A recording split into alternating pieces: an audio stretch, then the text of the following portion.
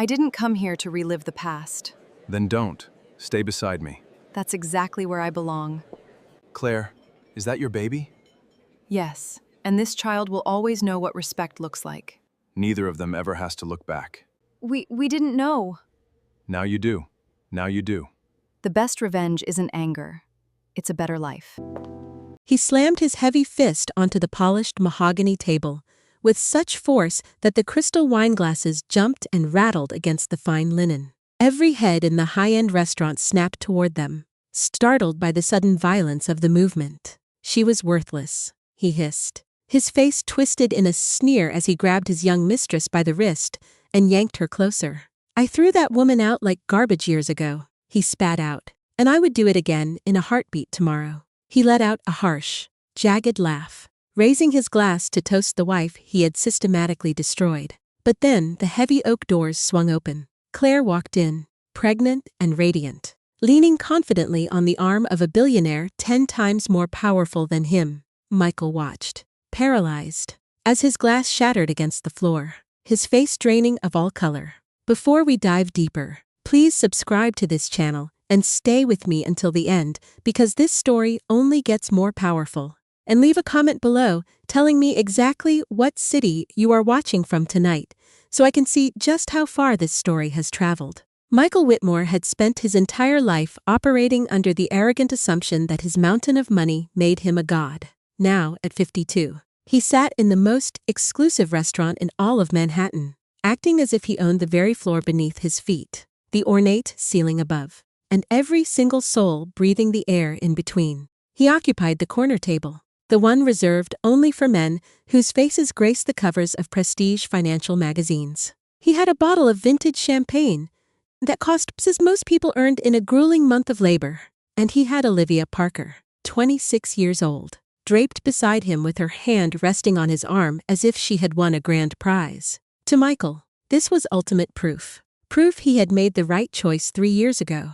Proof that leaving Claire was a masterstroke. "Tell me that story again," Olivia said, leaning into his psss, her voice intentionally soft and syrupy. "Tell me how you built the massive company." Michael offered a thin, sharp smile, though there was zero warmth behind his eyes as it was a mask of cold, calculated pride. "I built it all with my own 2 hands, he boasted, his ego swelling. "Nobody ever handed me a single thing in this world. Not a penny, not an opportunity. I fought for every bit of my success myself. I saw the future when everyone else was too frightened to even look at it," he continued, his voice brimming with arrogant certainty. "That is the fundamental difference between men like me and everybody else. It comes down to vision. You either have the strength to see it, or you spend your entire miserable life working for the people who do." Olivia laughed, genuinely delighted, and Michael basked in the glow of her admiration. That ego boost was the only thing he really loved. He raised his glass, scanning the room at the shimmering chandeliers, the imported marble, and the waiters who hovered like silent ghosts. "This is who I am now," he thought, a sense of immense satisfaction settling in his chest. "This is exactly where I belong." And the thought that pleased him most, the one that made his heart race with dark satisfaction, was that Claire Bennett would never sit in a room like this again. In his mind, she was effectively dead to his world. He often imagined her in some cramped, lonely apartment, growing older and weary, ruminating on the mistake she had made by not fighting harder to keep him. He pictured her deep, aching regret, and that imaginary suffering gave him a strange, twisted comfort. It was the way a cruel man feels validated by the pain he is certain he caused, using the memory of her vulnerability to reinforce his own sense of power and dominance over a life he had discarded years ago. "You never talk about your ex-wife," Olivia said, tilting her head to study him with curious eyes. "What was she actually like?" Michael dismissed the question with a wave of his hand, as if swatting away a persistent fly. "Claire was a good woman," he conceded, though his tone remained dismissive. "Simple, loyal. The kind of person who was fine for those early years when I had absolutely nothing. But people outgrow things. Olivia, you outgrow apartments. You outgrow cars. And you outgrow people." "That sounds incredibly cold," Olivia whispered, though she was smiling, because she clearly thought his callousness made her superior. She believed it meant she was the upgrade. "It is not cold," Michael corrected her, his voice devoid of empathy. It is just honest. Do you even know what her dream was? To sit at home, to manage the house, to be supportive. He spat the words supportive out like it tasted like poison. She had no ambition, no real fire in her veins. She was the type of woman who would hold a man back while telling herself she was helping him, he scoffed, relishing the chance to rewrite their history. And when I finally told her the truth, do you know what she did? What did she do? Olivia asked, leaning in. Nothing, Michael laughed. She just packed her bags and left. No screaming, no dramatic season, no fighting for us. She just walked out the door like a woman who knew she had already lost the game of life. He drank deeply from his glass, savoring the memory like a fine wine, treating their divorce as his greatest victory. She actually cried when I finally made her sign those papers, he said, his voice rising, loud enough that the couple at the nearby table glanced over in discomfort. Some people are just born to be left behind, he stated, not lowering his volume in the slightest. He genuinely did not care who heard him. He felt untouchable, and his arrogance was total. In that moment, Michael Whitmore was the epitome of the man he had become. Someone who mistook sheer cruelty for personal strength and cheap applause for genuine love. He raised his glass higher, ready to toast his own ego, when the world he had carefully curated began to fracture. Because across the restaurant, the tall glass door swung open, and the entire room suddenly shifted its attention. Michael felt the change in the atmosphere before he even understood the cause. The air itself felt heavy, charged with a sudden, electric silence as the crowd quieted. Michael turned to look, fully expecting a senator, a movie star, or someone worthy of such sudden, intense attention. And then he saw her, Claire. His champagne glass slipped in his fingers, threatening to fall. For one agonizing, suspended second, his mind refused to process the image. This could not be Claire.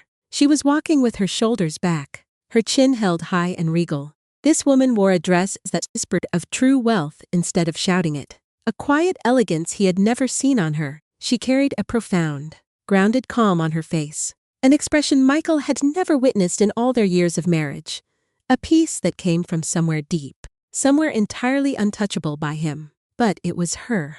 It was Claire, and she was visibly pregnant. Michael's eyes dropped to the gentle curve of her dress, and a visceral twist formed in his stomach. Claire, pregnant. The woman he had convinced himself would wither and die without his guidance. The woman he had discarded like an outdated vehicle, walking into the most exclusive establishment in New York, looking radiant, whole, and impossibly at peace with the world. But she was not alone. Beside her, one hand resting protectively at the small of her back, was a man Michael recognized instantly because every person in his professional orbit knew that face. Alexander Sterling, the billionaire founder of Sterling Enterprises, the man whose company was worth 10 times more than everything Whitmore Global would ever be. The man Michael had studied in magazines, envied from a distance, and, in a rare moment of vulnerability, he would never admit secretly prayed to become. Seizing Alexander Sterling with his hand on Claire's back, looking at her with genuine adoration, made Michael forget how to breathe for a moment. Michael. Olivia's voice drifted in from a long distance away. Michael, you are spilling your drink everywhere. He looked down. Champagne was cascading over his fingers and pooling onto the pristine white tablecloth, and he hadn't even registered the sensation. He set the glass down with a hand that refused to stay steady, his heart hammering against his ribs. Do you even know them? Olivia asked, her eyes wide as she followed his fixed, frantic stare toward the entrance. Is that Alexander Sterling? Oh my God! Michael, that is actually Alexander Sterling. Be quiet, Michael snapped, his voice coming out significantly sharper than he had intended. Olivia blinked, visibly hurt by his sudden change in tone. But Michael was far beyond noticing her feelings. He could focus on nothing except the impossible scene unfolding just a few feet away. Because it was not the pregnancy that shattered him. It was the look on Claire's face. She looked truly, deeply happy. It was not the careful, quiet happiness she used to wear during their marriage. The strained expression of a woman trying to make the best of a difficult situation. This was completely different. This was the radiant face of a woman who had stopped just surviving and had actually started living. Michael, sitting at his corner table with his young girlfriend, expensive champagne, and his fragile ego. understood in a devastating instant that he had never once made her look like that. "They are being seated right near us," Olivia whispered, half thrilled by the celebrity encounter and half afraid of the tension radiating off Michael. "Michael, they are coming this way right now." Michael's mind raced, his every survival instinct, the same instincts that had made him a wealthy and ruthless businessman, screaming at him to take control of the situation, to be the one in charge, to dictate how this interaction would go before he lost his standing. He had spent his entire adult life controlling the narrative of his own existence. So, he did what men like Michael always do when they feel threatened. He stood up. "Michael, what are you doing?" Olivia hissed, pulling at his arm. But he was already moving, already fixed his expression into the confident, charming masks he wore in every boardroom he had ever conquered. He straightened his jacket, preparing to dominate the room once again. He forced the smile that had closed 100 predatory deals and walked toward the table where the hostess was seating Claire and Alexander. If there was one thing Michael Whitmore could not tolerate, it was being ignored. "Claire," he said, his voice as fake warm as sunshine, his arms slightly open as if to embrace her. "My God, Claire, I certainly did not expect to see you here tonight."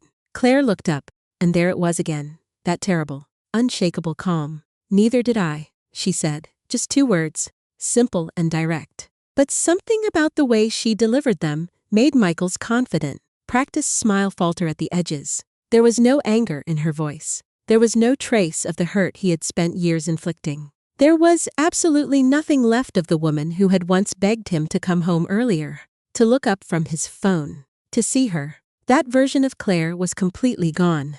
And in her place sat a woman Michael did not recognize at all. "You look," Michael started, then faltered because every word that came to mind felt entirely wrong. "You look well," he tried. "You look beautiful. You look happy." Each word was true, and each one felt like a serrated knife in his chest. "You look like you are doing well," he finally managed to spit out. "I am," Claire said simply. The silence between them stretched into an eternity. Michael waited for her to fill the void, the way she had always used to fill his silences, nervously, eagerly, desperate to please him. But Claire did not lift a finger to fill it. She let the silence sit there between them, heavy and profound, and she simply watched him squirm within it. Michael realized with a sickening jolt that she was completely comfortable with his discomfort. She was no longer afraid of him. That was entirely new. And it was absolutely terrifying. Michael Whitmore froze as Alexander Sterling rose from his chair, a relaxed, predatory grace in his movement. He extended a hand, his expression entirely unbothered, even pleasant. "I have heard of your company, Whitmore Global," Alexander remarked. "You have done some interesting work." Michael turned to him, feeling a strange, hollow sensation in his chest, something he could not name. He shook Alexander's hand, braced for the familiar, aggressive flick of male ego. He waited for that subtle sizing up, the instinct to measure and be measured. It was a game he had mastered, a game he always won. But it never came. Alexander Sterling shook his hand with the casual detachment one might reserve for a service worker or an unimportant acquaintance. The gesture was polite, warm and utterly hollow, stripped of the electric tension that usually crackles when 2 powerful men identify each other as true rivals. There was no sharpening of the eyes, no defensive posture, no unspoken challenge. It hit Michael with the force of a physical blow. Alexander was not competing with him because Alexander did not feel the need. In the calculus of power, Michael simply did not occupy enough space to warrant a battle. Nothing in Michael's life had ever stripped him of his stature quite like that easy, indifferent handshake. "Thank you," Michael managed to say, though his voice sounded thin and brittle to his own ears. "You should join us for a drink," Alexander offered. It was a gesture of such effortless generosity that it landed like a deliberate insult, a reminder of the vast, unbridgeable distance between them. The kindness was meant to be helpful, but to Michael, it was a condescending display of supreme, unearned confidence that made him feel like a footnote in someone else's success story. A true rival does not invite you to share a drink. A rival guards his territory with fire and fury. Only a man who perceives absolutely no threat can afford to be that magnanimous. Michael understood this dynamic instantly, and the realization burned through his composure like acid. "I have my own table," Michael snapped, gesturing vaguely toward Olivia, who watched the interaction with wide, uncertain eyes. I am here with someone. He needed to reassert his relevance, even if the gesture felt empty and desperate in the presence of a man who commanded the room without raising his voice. Of course, Alexander replied with a soft, dismissive smile. Another time. Both men understood the finality of the statement. There would be no other time. Michael looked back at Claire. He felt a sudden, frantic need for something from her, though he could not articulate what. Perhaps he craved an apology for looking so radiant. Or maybe just a reaction. The smallest crack in her maddening, serene composure. He needed proof that he still exerted power over her, that he had once been the architect of her world. But she seemed entirely disconnected from his influence now. You are expecting, he said, nodding toward the curve of her belly. And he immediately despised how the words felt clumsy and small, like a child pointing at something they did not understand. Yes, Claire replied, her voice steady and warm. Congratulations, Michael added, but the word turned to bitter ash in his mouth. Thank you, Michael, she said. There it was again, the calm, the detachment, the terrifying lack of any lingering ache or resentment that he had expected to see. She spoke his name without any emotional weight, stripped of their 10-year history, as if he were a casual acquaintance she had encountered once at a distant party. The divorce had broken her. He had always told himself. Yet she looked at him as if his presence meant nothing at all. Michael had approached that table intending to reassert his control, to remind her of his status. But he was leaving with the dawning, horrible awareness that there was no control left to take. He was a ghost haunting a life that had moved on without him. Claire had not moved on in the way people move on bitterly, with old wounds kept fresh and tender. She had moved on completely. She had constructed a life so far beyond his reach that he was no longer even a scar. He was just a name, a closed chapter. She had left him behind exactly as he had once described her. Yet she had done it without a hint of cruelty, while he had done it with a celebratory champagne toast and a laugh. The irony hit him with such intensity that his legs nearly buckled beneath him. Well, Michael said, forcing a smile back onto his face, straining to make his voice sound graceful and controlled. It was good to see you, Claire. I am glad you are happy. That is kind of you, Claire said. And she actually meant it. That was the most painful part of the encounter. She was not being sarcastic, nor was she keeping score. She had simply climbed to a place so far beyond caring about his opinion that his approval and his disapproval were identical to her utterly worthless. The air around him felt thin, weightless, and entirely meaningless. Michael turned and walked back to his table on legs that did not feel like his own. What was that? Olivia demanded the moment he sat down. You looked like you had seen a ghost. Michael, that was Alexander Sterling. Do you have any idea what he is worth? And that woman, who was she? The way you looked at her.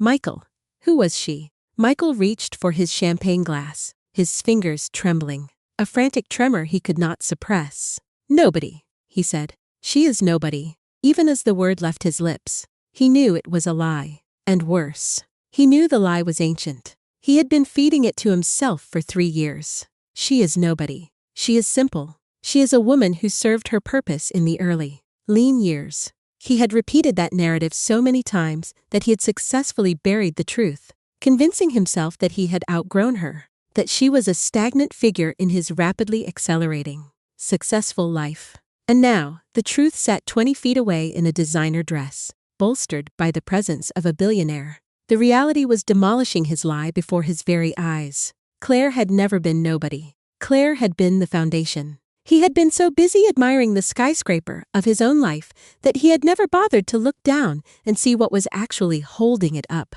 You are sweating, Olivia said. Are you okay? You do not look okay. I am fine, Michael snapped. But he was anything but fine. He was watching out of the corner of his eye as the most powerful people in the room began to drift toward Claire and Alexander's table. He recognized them all. He knew their faces, their reputations, their influence. These were the high-level investors he had chased for years, the executives who had routinely ignored his calls. A woman from a major private equity firm who had once kept him waiting for 45 minutes before canceling the meeting entirely. One by one, they approached Claire and Alexander, smiling, warm, and eager, with the kind of deference people only display toward those they consider their equals or their superiors. These were his people. These were the titans he had spent his entire life trying to impress. And they were gathering around the woman he had discarded, drawn to her as if she were the undisputed center of gravity in the room, ignoring him entirely. How does she know all of them? Olivia asked, a sharp, accusing edge in her voice, as if Michael had misled her about his own standing. I do not know, Michael said, but it was another lie, because the realization was beginning to dawn on him. Claire had not simply married up. Claire had built something substantial. He did not know what it was yet, and he did not know how she had done it. But he could see it in the way those powerful individuals leaned toward her, hung on her words, and genuinely laughed at her remarks. That was not the hollow, performance-based deference people show to a rich man's trophy wife. That was the genuine, earned respect that people accord to someone who has solidified her own place in the world, somewhere over the last 3 years. While Michael was toasting himself in restaurants and telling young women that Claire lacked ambition and drive, Claire had been quietly, effectively becoming someone the entire industry wanted to know. The champagne tasted like ash now. Michael unwillingly revisited their final, defining conversation. The night he told her. He had rehearsed it just like a pitch carefully, choosing words that sounded clean, final, and in his own mind. Merciful. You are a wonderful person, Claire, he had told her. But I do not think you are the woman I need anymore. He had expected tears, a breakdown, a desperate plea for him to stay. He had expected her to argue, to beg, to remind him of every sacrifice she had made to help him get his start. A part of him had almost wanted that scene, because he needed to feel like the powerful one, the prize being contested. But Claire had not cried in front of him. She had not begged. She had stood perfectly still for a long, heavy moment. And then she had delivered a line he had spent 3 years trying to bury. Okay, Michael, she had said, her voice quiet. I hope she is worth what you are about to lose. He had assumed at the time she was talking about Olivia. He had interpreted it as jealousy, a desperate warning to her replacement. He had smiled at the perceived pettiness. He had felt powerful. Now, sitting in a room full of people who had chosen Claire over him without even realizing a choice had been made, Michael finally grasped the true weight of her words. She had not been talking about the woman he was leaving her for. She had been talking about herself. I hope she is worth what you are about to lose. Michael set his glass down, and for the first time in his life, he felt a genuine, gnawing fear. Not the professional anxiety of a bad quarter, but a deeper, existential dread. It was the slow, freezing realization of a man who suspects he has spent his entire existence measuring the wrong metrics, valuing the wrong things, and chasing illusions, and that the ultimate price for his vanity was finally coming due. Michael, Olivia said, her voice shifting. The sweetness had vanished, replaced by an edge of something colder, more calculating, and deeply transactional. Is your company okay? I heard there was some kind of problem with a big deal, some partnership. Is that true? Michael's head snapped toward her. Where did you hear that? People talk, Olivia said, offering a casual shrug.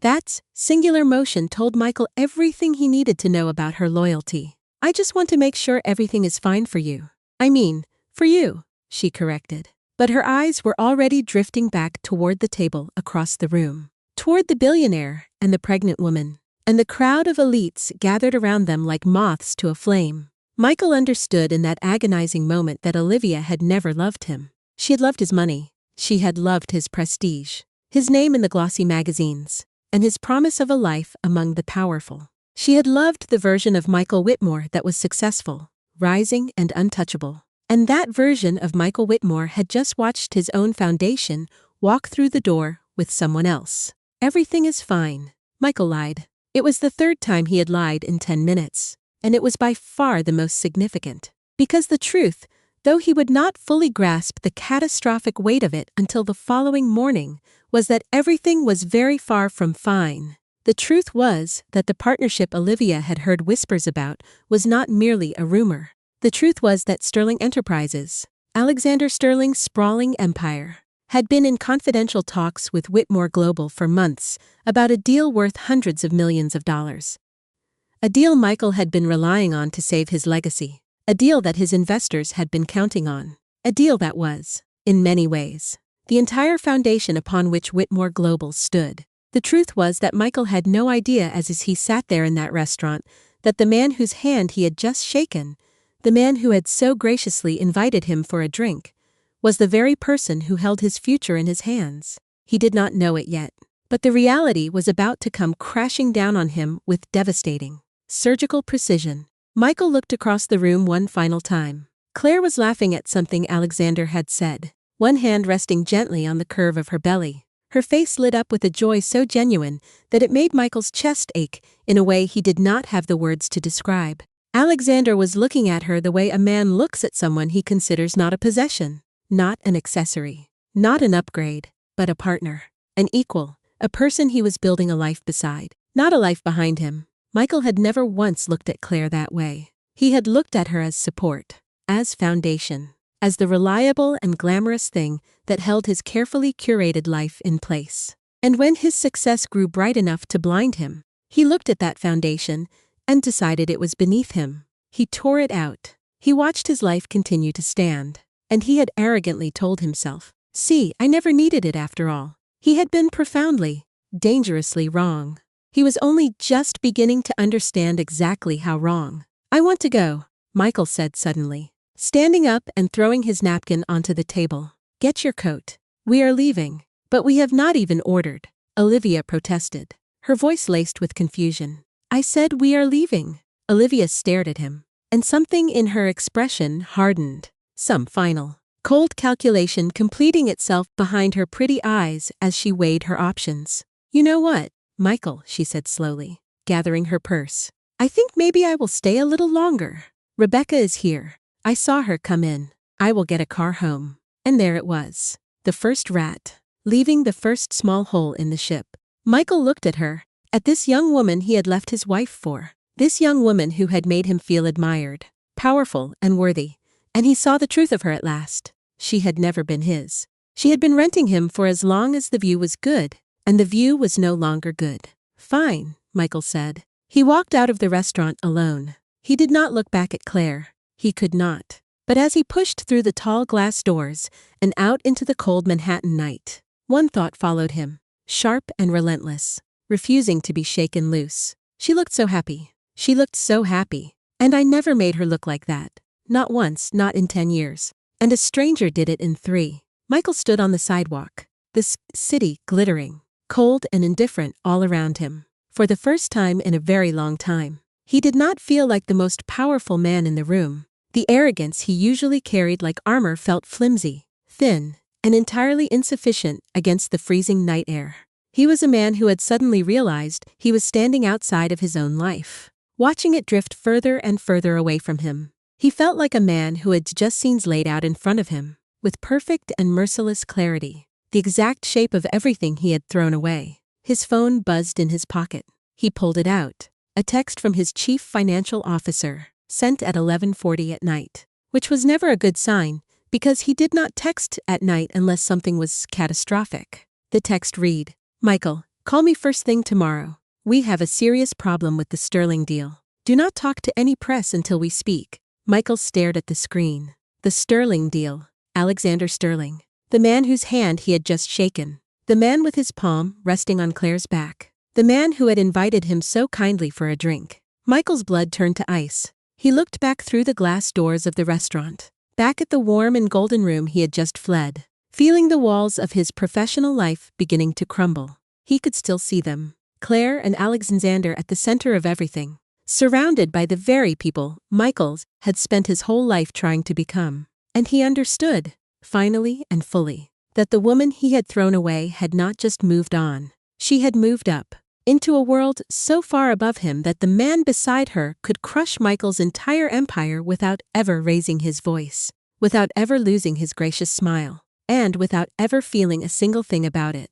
"She is nobody," he had told Olivia. "She is simple. She is a woman who was fine for the early years." Michael Whitmore stood alone on the cold sidewalk and read the text from his chief financial officer one more time. The confident, winning smile that had closed 100 deals.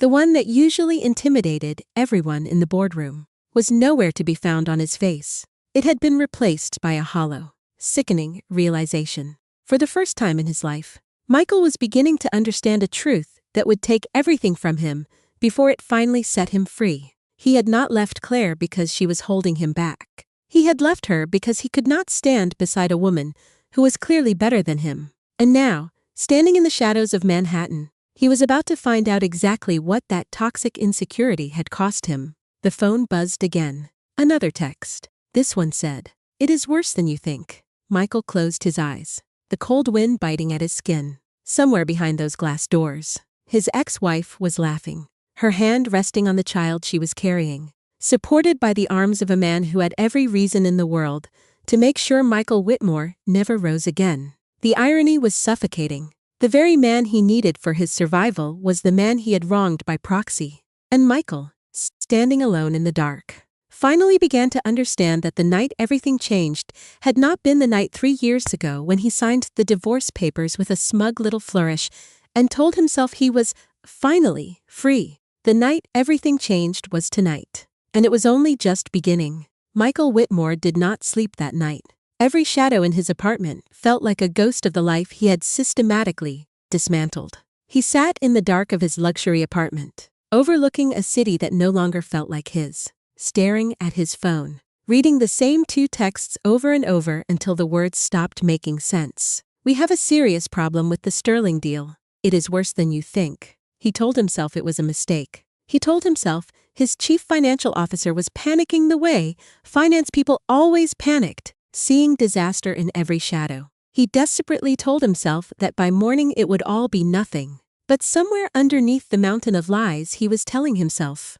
Michael already knew. He knew the moment he had shaken Alexander Sterling's hand and felt absolutely nothing come back. No competition, no fear, no respect, just the polite, chilling indifference of a man who could end you and would not even remember doing it. At 6 in the morning, Michael was already pacing. At 6:15, he called James Coleman, his chief financial officer, a man who had been with Whitmore Global for 11 years and had never once raised his voice. James answered on the first ring. "Tell me it is not what I think it is," Michael said, his voice straining for control. There was a long, agonizing silence on the other end, long enough that Michael felt his stomach drop through the floor. "Sterling Enterprises pulled out," James said quietly. "Late last night. The whole partnership. Everything we have been building for 8 months. Gone." Michael closed his eyes, his head leaning against the cold glass of his window. "Why?" he asked. It came out flat. Barely a question. Just a desperate plea for a reason that made sense. They did not give a reason. That is the part that scares me, Michael.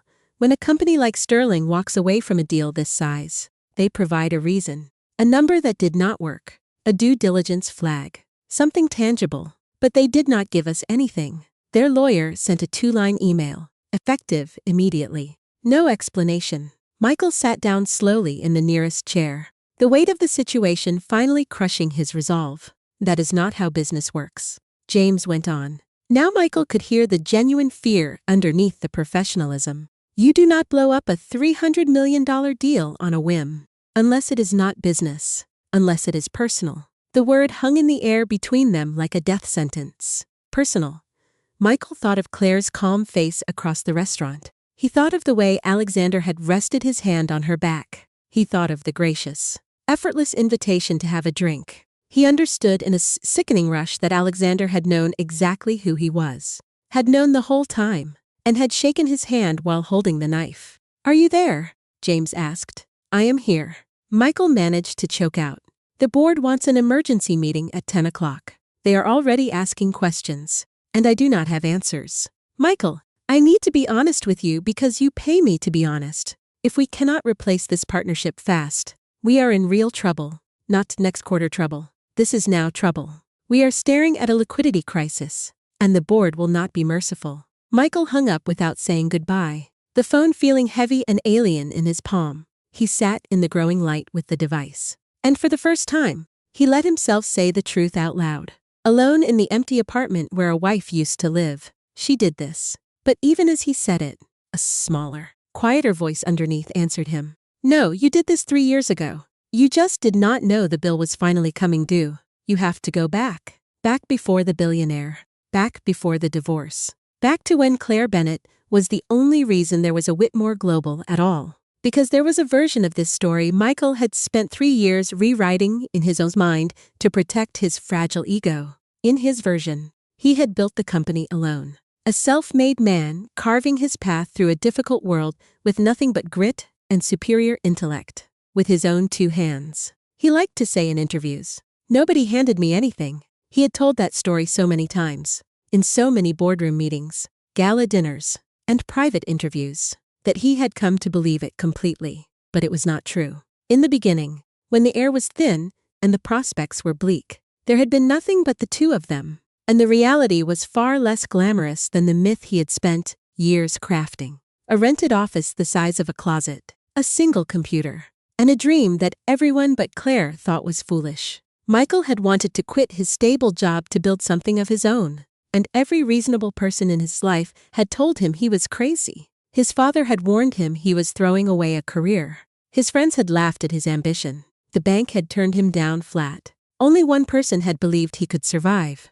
Do it, Claire had said 12 years ago, sitting across from him at a kitchen table with cracked linoleum in an apartment they could barely afford. Quit, build it. I will cover us until it works. And if it does not work? Michael had asked, his voice thick with the fear of failure. Claire had reached across the table and taken his hands, her grip firm and certain. Then we fail together and we figure out what comes next, she had said, looking him straight in the eyes. But I am not going to watch you spend your whole life wondering, so just do it. Michael, I believe in you. So he did it. And for the first 2 years, it did not work. It nearly killed them both.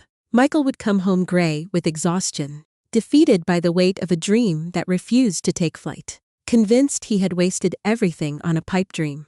He was ready to give up, to walk away, and just be done with the suffocating pressure of it all. And Claire, who had taken a second job to keep them afloat, who was working herself to the bone, so that Michael could chase a dream that kept failing, would sit him down and refuse to let him quit. 1 more month, she would say with a steady, unbreakable resolve. Just 1 more month.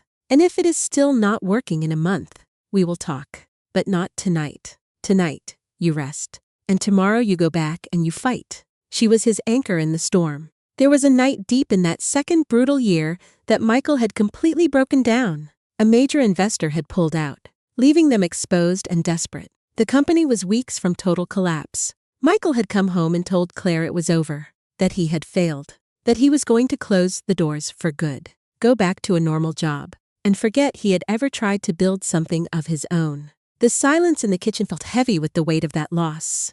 And Claire had done something he never forgot. Or at least something he had never forgotten. Until the money made him forget everything. She had gone into their bedroom and returned with a small box. Inside was her mother's ring. The one thing of real value she owned. The one thing she had sworn she would never part with. Sell it, she had said, pressing the ring into his shaking hands. Make payroll. Keep the lights on. Buy yourself 1 more month. Claire, I cannot. You can. You will. Because I am not letting your dream die over a piece of jewelry, she insisted. She had closed his fingers around the box, her expression fierce. It is just a ring. Michael, you are my husband.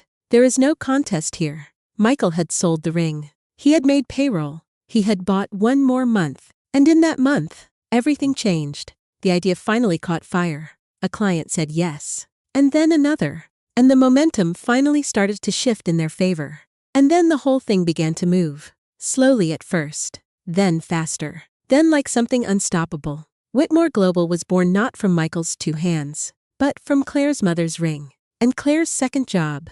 And Claire's refusal to let him quit on the nights when he had nothing left.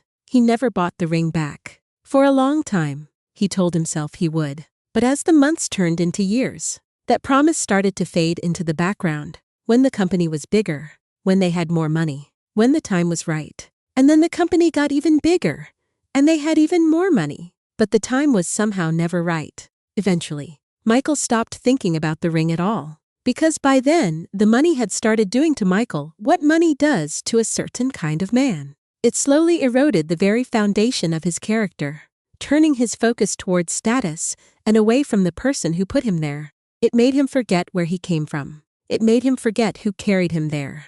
As Whitmore Global grew, Michael changed so slowly that Claire almost did not notice it happening at first. He started staying late. Then later still. He started taking calls at dinner, then skipping dinner entirely. Then eventually forgetting there had ever been a dinner to skip. The connection they had built in that small apartment began to fray under the pressure of his growing ambition. He started going to events, glittering affairs full of important people. And he started noticing that the important people had a certain kind of wife, young, polished, decorative. And he started, God help him, looking at his own wife and seeing not the woman who had sold her mother's ring for him, but a woman who did not quite fit the room he now lived in. You should come to the gala on Friday, he told her once. And then, before she could answer, added, actually, do not worry about it. It is a lot of boring business people. You would be bored, he said dismissively. Claire had looked at him for a long, searching moment. You do not want me there, she said, not angry, just quiet and observant. That is not what I said. It is what you meant, she countered. And Michael, who was already becoming a man who could not admit he was wrong, had gotten angry instead of being honest. You know what your problem is. Claire, you read too much into everything. I said you would be bored, but it was an attack. And they both knew it. And it was only the first of 1,000 small ones. Michael began comparing her out loud to other women, to the wife of a partner who had launched her own fashion line, to a colleague half his age who talked about ambition and disruption and vision. All the words Michael loved. He began treating Claire's steadiness, the very steadiness that had saved his life, as a flaw, as smallness, as a lack of fire. It was a cruel revisionist history. He forgot that her steadiness was the only reason he was even standing. I do not understand you anymore, Claire told him one night near the end. Though neither of them knew it was near the end yet. You used to talk to me about everything. Now you look at me like I am furniture, she said, her voice trembling slightly. The emotional distance between them was becoming a vast, unbridgeable canyon. And the man who once relied on her for everything was now pushing her away. I am tired. Claire, Michael said, not even looking up from his phone. I run a company. Do you have any idea the pressure I am under? I ran that company with you when it was nothing, she reminded him, her voice tightening. I sold my mother's ring for that company. Do not tell me I do not understand pressure. And Michael, in one of the cruelest moments of a life that was becoming full of them, had said the thing that told Claire exactly who he had become as a man. That was a long time ago, he said with a callous shrug. Things are different now. I am different now. Maybe that is the problem. Maybe I have grown, and you are still standing in that old apartment, waiting for a version of me that does not exist anymore. Claire had gone very still, her face pale. Yes, she had said softly. Maybe I am. He had thought he had won that argument. He always thought he won, never realizing he was destroying the only thing of real value. The night Michael ended it. He had rehearsed his words for a week. He wanted it clean. He wanted, in his own mind, to be merciful. He sat Claire down at the same kitchen table where she had once told him to chase his dream. Except now the table was in a penthouse and the linoleum was long gone. And he told her in the calm voice of a man, reading a business decision, that he did not think she was the woman he needed anymore. He had expected her to cry. He had expected her to plead, to fight for them. Some part of him had even wanted it, because a man being fought for gets to feel important. But Claire did not cry in front of him. She sat very still, and something moved across her face, some final, crushing understanding settling into place. And then she did something Michael had not prepared for at all. She did not yell, and she did not break. She simply thanked him, her tone terrifyingly hollow. Thank you, Michael, she said quietly. He blinked, caught off guard. What, for finally being honest, she replied. For 3 years, I felt like I was going crazy. Like I was married to a stranger who kept telling me I was the one who had changed. And now you have said it out loud. And I finally know I was not imagining it. She stood up. You have been gone a long time. You just needed to say it before I could stop waiting for you to come back. And she walked out of the room and out of the marriage and out of his life without a single tear falling where he could see it. And Michael had told himself for 3 years that her calm meant she had lost, that she had accepted her defeat, that she had walked away because she knew she could not do better than him. He needed to believe this version of events to keep his ego intact, unaware of the strength he had actually helped her forge. He had gotten it exactly backwards. Claire had not fallen apart after the divorce. She had done the opposite. She had walked out of that penthouse, and for the first time in a decade, she had asked herself a question Michael had never once let her ask. What do I actually want? The answer had been waiting inside her the whole time, buried under years of supporting his ambition, waiting for the moment she would finally choose herself over the life he demanded. Before Michael, before the company that ate their marriage alive, Claire had studied sustainable business development. She had been good at it, better than good, with a mind for the kind of long-term thinking that most companies were too greedy or too scared to attempt. She had set all of that aside to support Michael's dream. She had told herself it was temporary, and then temporary had become permanent. And her own dream had gone so quiet, she almost forgot it had ever existed. The divorce woke it back up. She took a small settlement less than she was owed because she wanted out clean more than she wanted to fight. And she used it to start something of her own. A tiny consulting firm.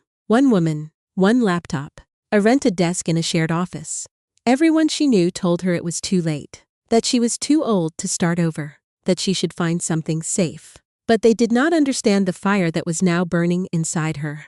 Claire had heard that speech before. 12 years earlier, she had heard everyone say it to Michael, and she had been the one person who told him to do it anyway. This time, she said it to herself. She built the firm the way she had once helped Michael build his, quietly, stubbornly, one client at a time. She had the benefit of experience, having seen the foundation of Whitmore Global from the inside, and she knew exactly how to make it work. But there was a difference this time, a difference that would eventually change everything. This time she was building it for herself, and a person building something for themselves has a kind of fire that no one can borrow and no one can fake. Her firm was small, but it was different. She had clarity of purpose that Michael had lost long ago in his pursuit of expansion and superficial success. She was hungry, but in a way that felt grounded and real. And in a market crowded with people saying the same things, different got noticed. She had a way of walking into a struggling company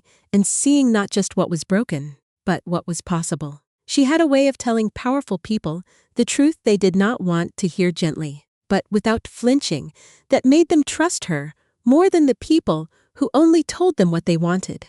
Within a year, she had a waiting list. Within 2, she had a reputation. And in the middle of that second year, she got a call that would change the shape of her whole life. A call from the office of Alexander Sterling. Sterling Enterprises was one of the most respected technology companies in America. And Alexander Sterling was the kind of man whose calendar was guarded like a fortress. He did not take meetings with one-woman consulting firms, which made this specific request feel like a seismic shift in her professional trajectory. Someone in Alexander Sterling's inner circle had caught Claire during a presentation at a small business conference. They watched her dismantle a flawed, crumbling strategy before a room of high-powered executives, doing it with nothing but calm, unflinching clarity. That observer went straight to Alexander and told him he had to meet this woman. So, he reached out. Claire nearly declined the invite. She was terrified, though she would never admit it to anyone. For 10 years, her own husband had conditioned her to believe she was simple, that she lacked the necessary ambition, and that while she was fine for their early days, she wasn't cut out for the big rooms. Now she was being asked to walk in the biggest room of all. The old, crushing voice of Michael was whispering in her ear. It whispered that she would be bored, out of her depth, and completely out of place. It told her to stay home where it was safe. Instead, she chose to push back. She put on her best suit, stood tall, and walked in. Alexander Sterling had been expecting just another consultant to help with the books. What he actually got was a partner in disguise. He would tell her much later that it took him roughly 10 minutes to realize she was significantly sharper than most of the highly paid advisors he spent a fortune on. She possessed a rare, instinctive grasp of the business landscape that simply could not be taught. And it was immediately obvious to him that she was operating on a different level entirely. She did not try to flatter him, and she certainly did not perform for his benefit. She looked at a complex problem that his entire executive team had been fruitlessly circling for months, identified the one crucial detail they had all overlooked, and stated it with quiet, absolute confidence. She was right. As the meeting wound down, Alexander asked her, with a hint of a smile, where she had been hiding all this time. It wasn't just a professional question. There was a genuine curiosity there, a spark of recognition. Claire felt the weight of 10 years of belittlement shift, just slightly, in that moment, as she realized she was being seen for the first time by someone who didn't view her as a burden, married to the wrong man. She had confessed before she could catch herself, her face flushing with sudden, sharp mortification. But Alexander only laughed a real, booming laugh that felt like fresh air, and a silent connection formed between them that neither dared to name for a long time. See, the reality was that Michael never understood her. He could not understand her because he was fundamentally built to look for things that made him feel superior, not things that challenged him to grow. He viewed relationships as transactions, while Claire was looking for a partner. Michael wanted a mirror that reflected his own ego, while Alexander was looking for a teammate who would stand beside him and push him forward. Alexander Sterling did not need Claire to survive. He was a billionaire with the world at his feet. He could have had any woman in the country, someone decorative, young, and easily impressed by his massive wealth and status. He did not fall for Claire because she needed saving or because she was looking for a benefactor. He fell for her because she absolutely did not. He fell for the way she stood right beside him, an equal in every sense of the word, never behind him. There was a grounded power in her presence that he hadn't realized he was missing, and it captivated him far more than any display of superficial charm ever could have. He fell for her courage, the way she would tell him he was wrong to his face in a high-stakes boardroom, and then prove it. He fell for a woman who had built her life from nothing with her own 2 hands, who knew precisely what her worth was, and who no longer shrank in the biggest rooms because she had finally stopped believing the man who spent a decade trying to convince her she was small. Claire had spent years being the quiet foundation for someone else's success, and Alexander found himself completely drawn to the fierce, independent spirit she had kept alive, despite everything Michael had done to try and dim her light. Their relationship grew slowly, with a steady, deliberate pace. Neither of them was in any hurry to rush into something they didn't fully understand. Claire had spent 10 years being someone else's foundation, and she was in no rush to become a supporting character in anyone's life again. But Alexander never asked her to be his foundation. He never expected her to hold up his world while her own crumbled. Instead, he asked her to be his equal. He wanted a partner, a peer, someone to share the view from the top with. It was a completely different dynamic than anything she had ever experienced, and it felt like breathing clean air after years of suffocation. For the first time in her entire adult life, a man looked at Claire Bennett and saw not what she could do for him, but exactly who she already was. By the time Claire realized she was pregnant, she was deeply in love and quietly becoming one of the most respected voices in an industry that had no idea she had spent a decade being told she was unambitious. And Alexander Sterling, a man who missed almost nothing, had noticed something else along the way, a lingering shadow of the past that Claire carried. He had been piecing together her story, observing the subtle shifts in her demeanor, and he was preparing for a reckoning that Michael didn't even know was coming. He had heard the name Whitmore. He had heard it in Claire's rare, careful references to her past, and in the way her voice went flat and small whenever that old marriage surfaced in conversation. He had put the pieces together long before Michael ever walked up to that restaurant table. So, when the Sterling Enterprises strategy team approached him months ago with a promising partnership opportunity with a mid-sized firm called Whitmore Global, Alexander did something he almost never did. He gave a cold, thin smile and told them to proceed. He ordered them to take the meetings, do all the due diligence, and get right up to the edge of signing, all while keeping a watchful eye on Michael. His team thought he was being cautious, but he was being something much more precise. He was setting a trap to see how Michael would behave when things didn't go his way. Which brings us back to the morning after that fateful restaurant encounter, with Michael Whitmore sitting in an emergency board meeting at 10 in the morning, watching his entire carefully curated life begin to come apart in a sterile conference room. The air felt heavy, charged with the kind of tension that precedes a total collapse. And Michael was starting to realize that the ground beneath his feet was no longer solid. He was trapped in a situation of his own making, and there was no way out. The mood in the room was funeral quiet. 12 board members, men who had invested in Michael back when he was charming, rising and seemingly untouchable, sat around the long mahogany table. They stared at him with expressions that shifted from simple worry to something significantly colder and more calculating. "Explain to us," said Harold Grant, the eldest and most powerful member of the group, "how we lose a $300 million partnership overnight with absolutely no warning and no explanation." The question hung in the air like a blade, sharp and unavoidable. Michael felt the weight of their collective gaze pressing down on him, demanding answers he wasn't prepared to give.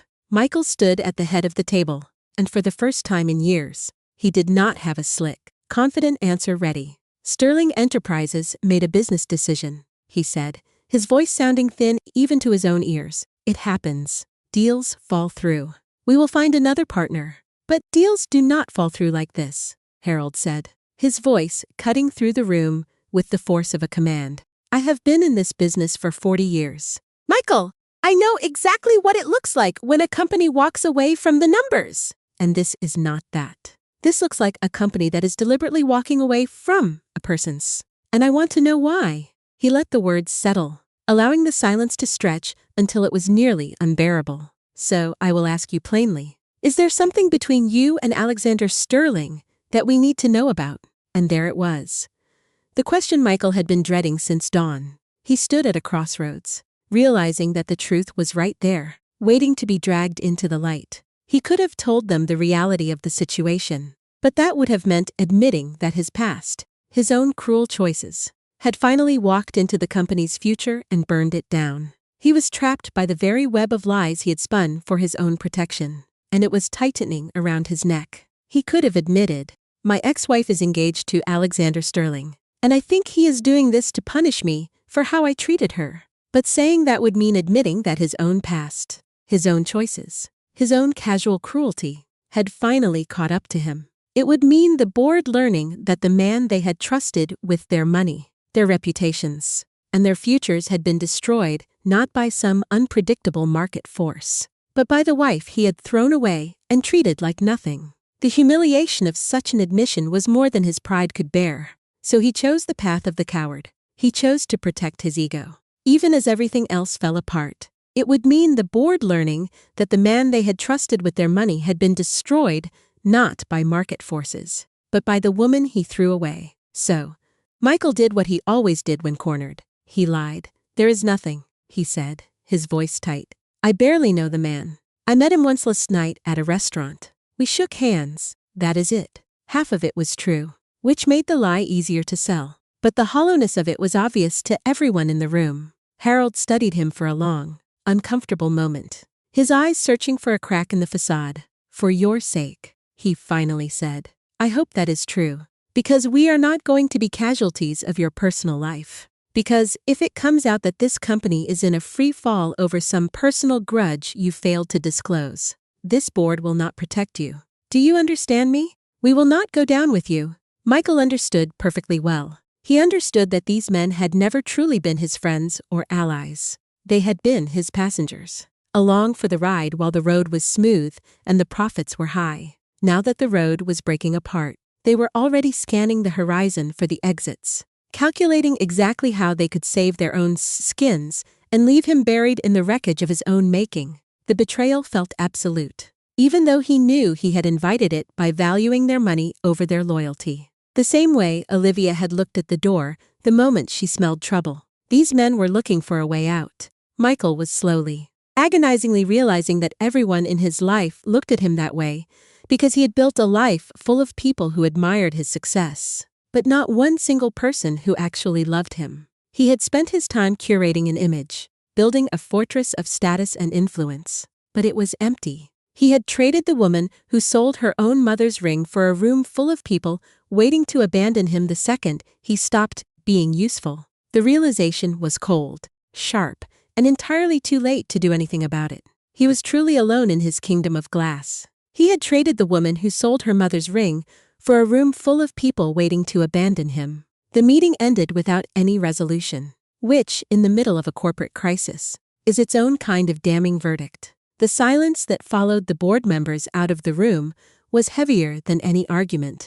Michael remained at the head of the table, his hands gripping the wood until his knuckles turned white. He had spent his whole life making sure he was the smartest person in the room, the one who controlled the narrative. But today, he was just a spectator to his own demise. He was watching his world shrink down to the size of a failure, and there was nothing left to do.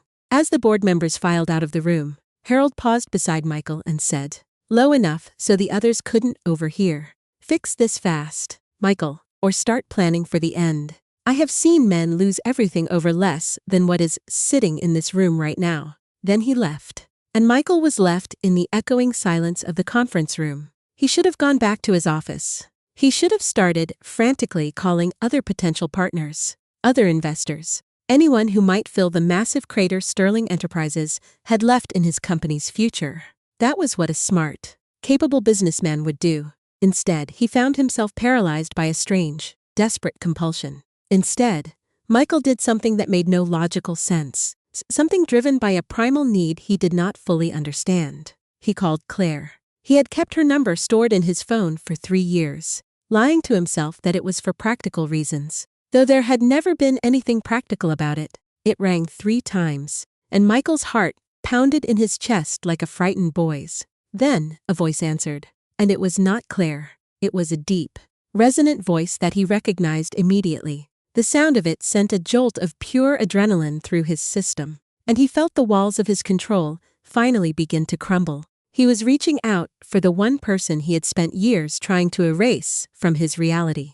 It was Alexander Sterling. "Michael Whitmore," Alexander said, sounding pleasant and calm, as if he had been expecting the call, as if he had perhaps been waiting for it with quiet anticipation. "I wondered if you would reach out." Michael's throat went completely dry. The words died in his mouth. "I need to speak to Claire." He managed to stammer, his voice betraying his nerves. "She is resting," Alexander replied, his tone remaining infuriatingly smooth. "She is pregnant. In case you didn't notice last night, she needs her rest, and I intend to make sure she gets it." The implication was clear. Claire was now under his protection, and Michael's was officially blocked from her world. "I am sure you understand, given how carefully you looked after her when she was your wife," Alexander added. The words were perfectly gentle, but the blade underneath was sharp enough to draw blood. "You pulled the deal," Michael said, unable to stop himself from accusing the man who held all the power.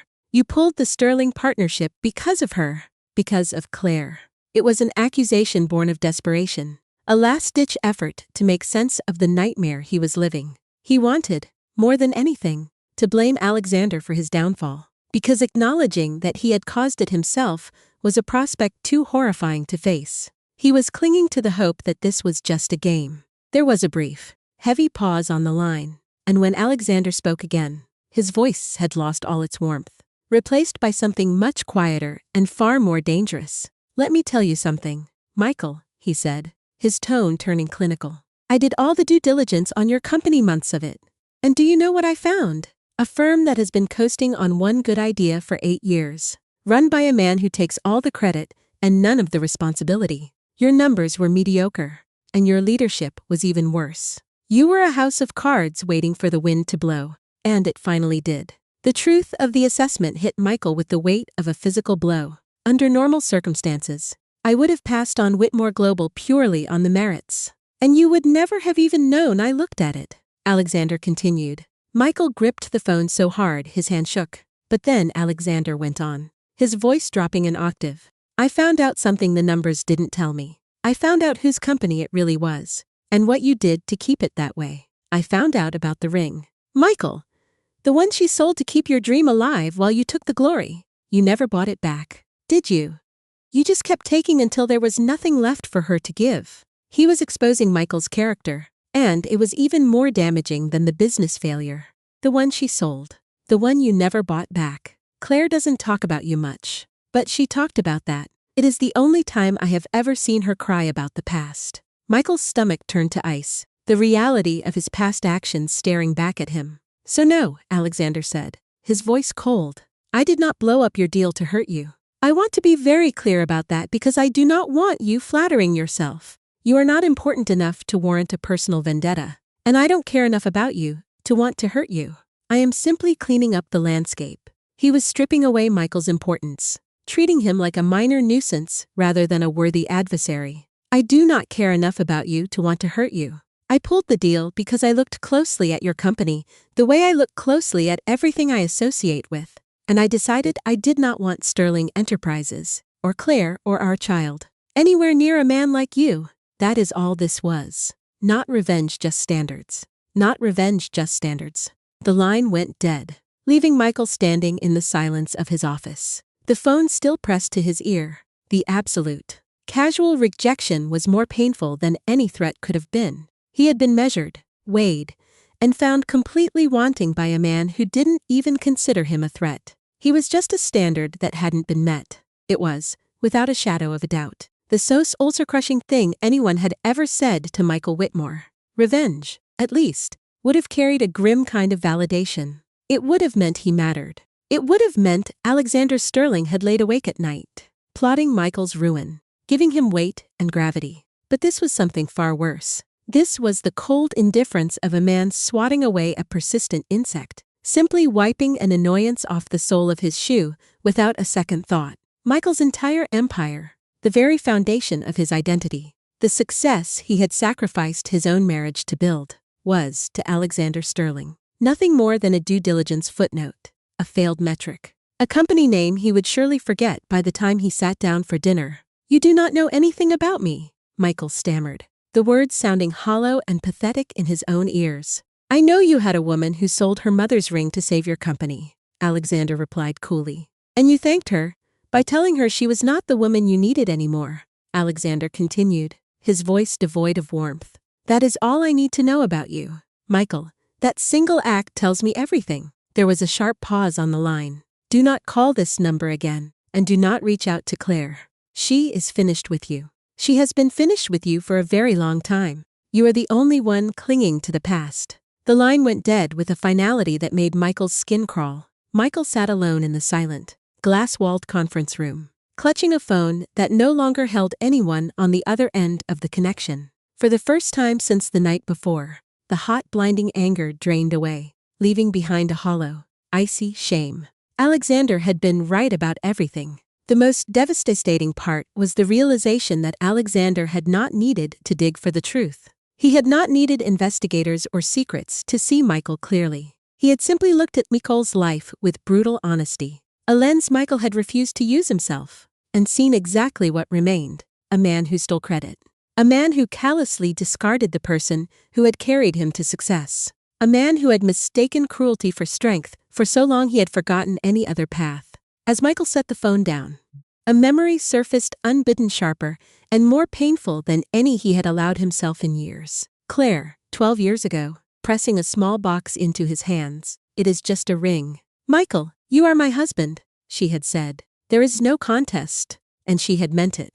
She had chosen him over the only valuable thing she owned without a single second of hesitation, because that was simply who she was. And when the moment finally came for him to choose her, in return, he had opted for a younger woman, a better view, and the hollow vanity of a name in a magazine. "There is no contest," he had whispered to himself, but he had made it a contest. And he had lost everything that actually mattered.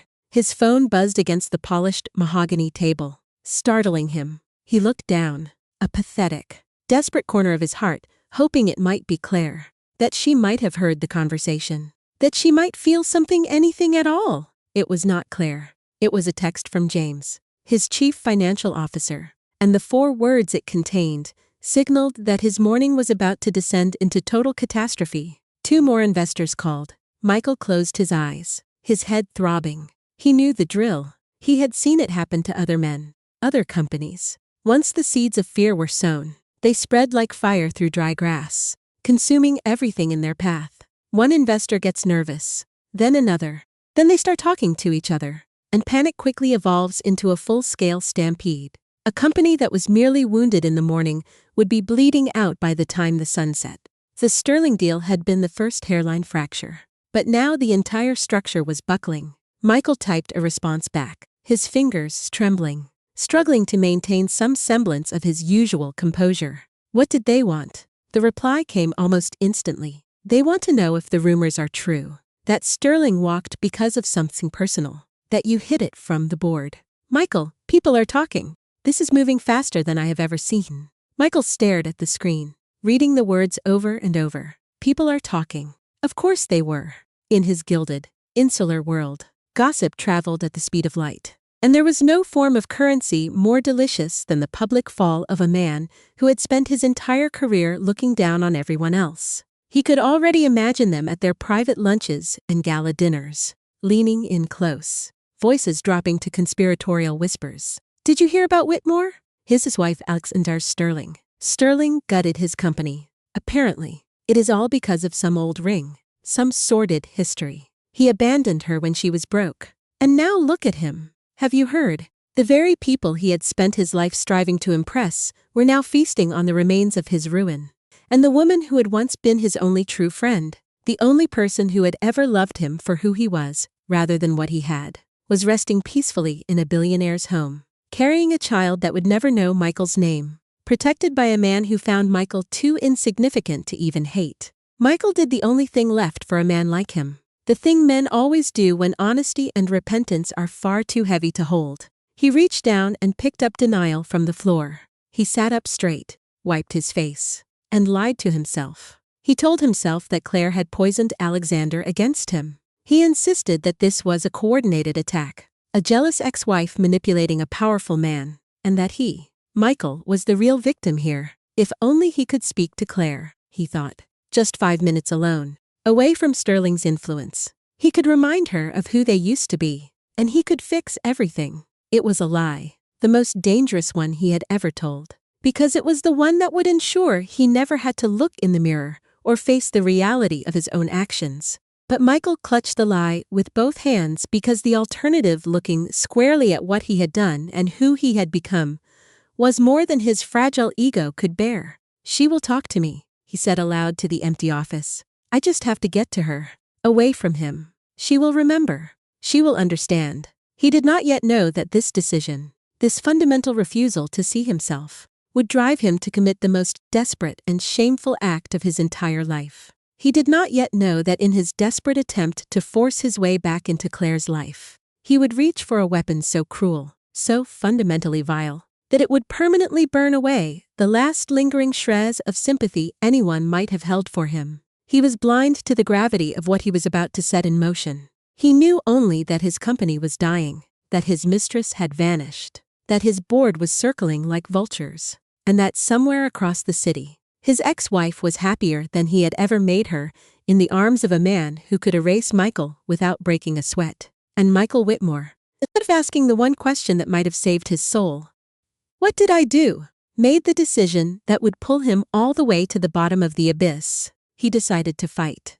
He decided that if he could not have Claire's love, he would settle for her attention. There was one thing he knew, one terrible, ruthless tactic that would force even the calmest woman in New York to finally acknowledge him. He reached for his phone and called his lawyer. The lawyer's name was Richard Kane, a man Michael kept on retainer for precisely this kind of dirty work. I need to know my options, Michael said, pacing his office with the phone pressed hard against his ear. Regarding my ex-wife, regarding the child she is carrying. There was a long, heavy silence. The child that is not yours, Richard said carefully. That is not established, Michael snapped. Richard's voice remained cold and flat. Michael, you have been divorced for 3 years. The child is obviously Alexander Sterling's. What exactly are you asking me to do? Michael stood at the fork in the road, the moment where two paths diverge and one leads into the darkness. He felt the pull of the descent and took it anyway. I want to file a claim, Michael said. Something, anything. I want to raise a question about the paternity, about the timeline. I want to force a legal process that requires her cooperation. I want her in a courtroom. Richard, I want her to have to deal with me. The silence on the other end of the line lasted a suffocatingly long time. You understand what you are suggesting, Richard said finally. You want to use a lawsuit, a sham lawsuit over a child that is not yours, to force contact with a woman who wants nothing to do with you. That is not a legal strategy, Michael. That is blatant harassment with a filing fee attached. I am paying you to find the legal version of it. And if you tell me there is not one, I will find a lawyer who is more creative, Michael said coldly. Richard let out a long, weary breath. Michael could hear him struggling, a decent man weighing his paycheck against his conscience. And he could hear the exact moment when the money won out. There is a narrow path, Richard said slowly. Very narrow and very ugly. If we frame it around the timeline of your divorce and claim there is a question about when the relationship with Sterling began, we could file a petition asking for a judicial clarification of paternity. It would almost certainly be dismissed, but it would require a formal response. It would force her to engage. It would drag Sterling into the public eye, and it would become part of the public record. Do it, Michael said. Michael, I need you to hear me clearly. This will not win. This is not designed to win. The only thing this accomplishes is hurting a pregnant woman and embarrassing a very powerful man. Sterling has more lawyers than we have staplers. When this fails, and it will fail very loudly. Are you sure? Michael thought about Claire's calm, serene face at the restaurant. He thought about Alexander's voice on the phone. I do not care enough about you to want to hurt you, Alexander had said. Michael thought about the elite world laughing at his downfall. In that moment, Michael Whitmore made the most disastrous decision of a life already filled with them. He chose to be seen as a villain rather than to be completely forgotten. Because to a certain kind of broken man, being hated is far more bearable than being unseen. File it, he said. Michael hung up before Richard could even attempt to talk him down. The silence left in the wake of the call feeling heavy and final. What Michael failed to grasp, what he was perhaps constitutionally incapable of understanding, was that he had just handed Claire and Alexander the one thing they had been missing. To this point, Michael had merely been a sad, fading chapter in Claire's history, a man she had successfully escaped, someone she viewed with more pity than actual hatred. The attack on the business deal had been Alexander's move, and Claire had barely been involved. She had spent the morning after that restaurant encounter not thinking about Michael at all, but resting, her hand resting against her belly, planning a nursery, living a life so distant from his that he had effectively ceased to matter.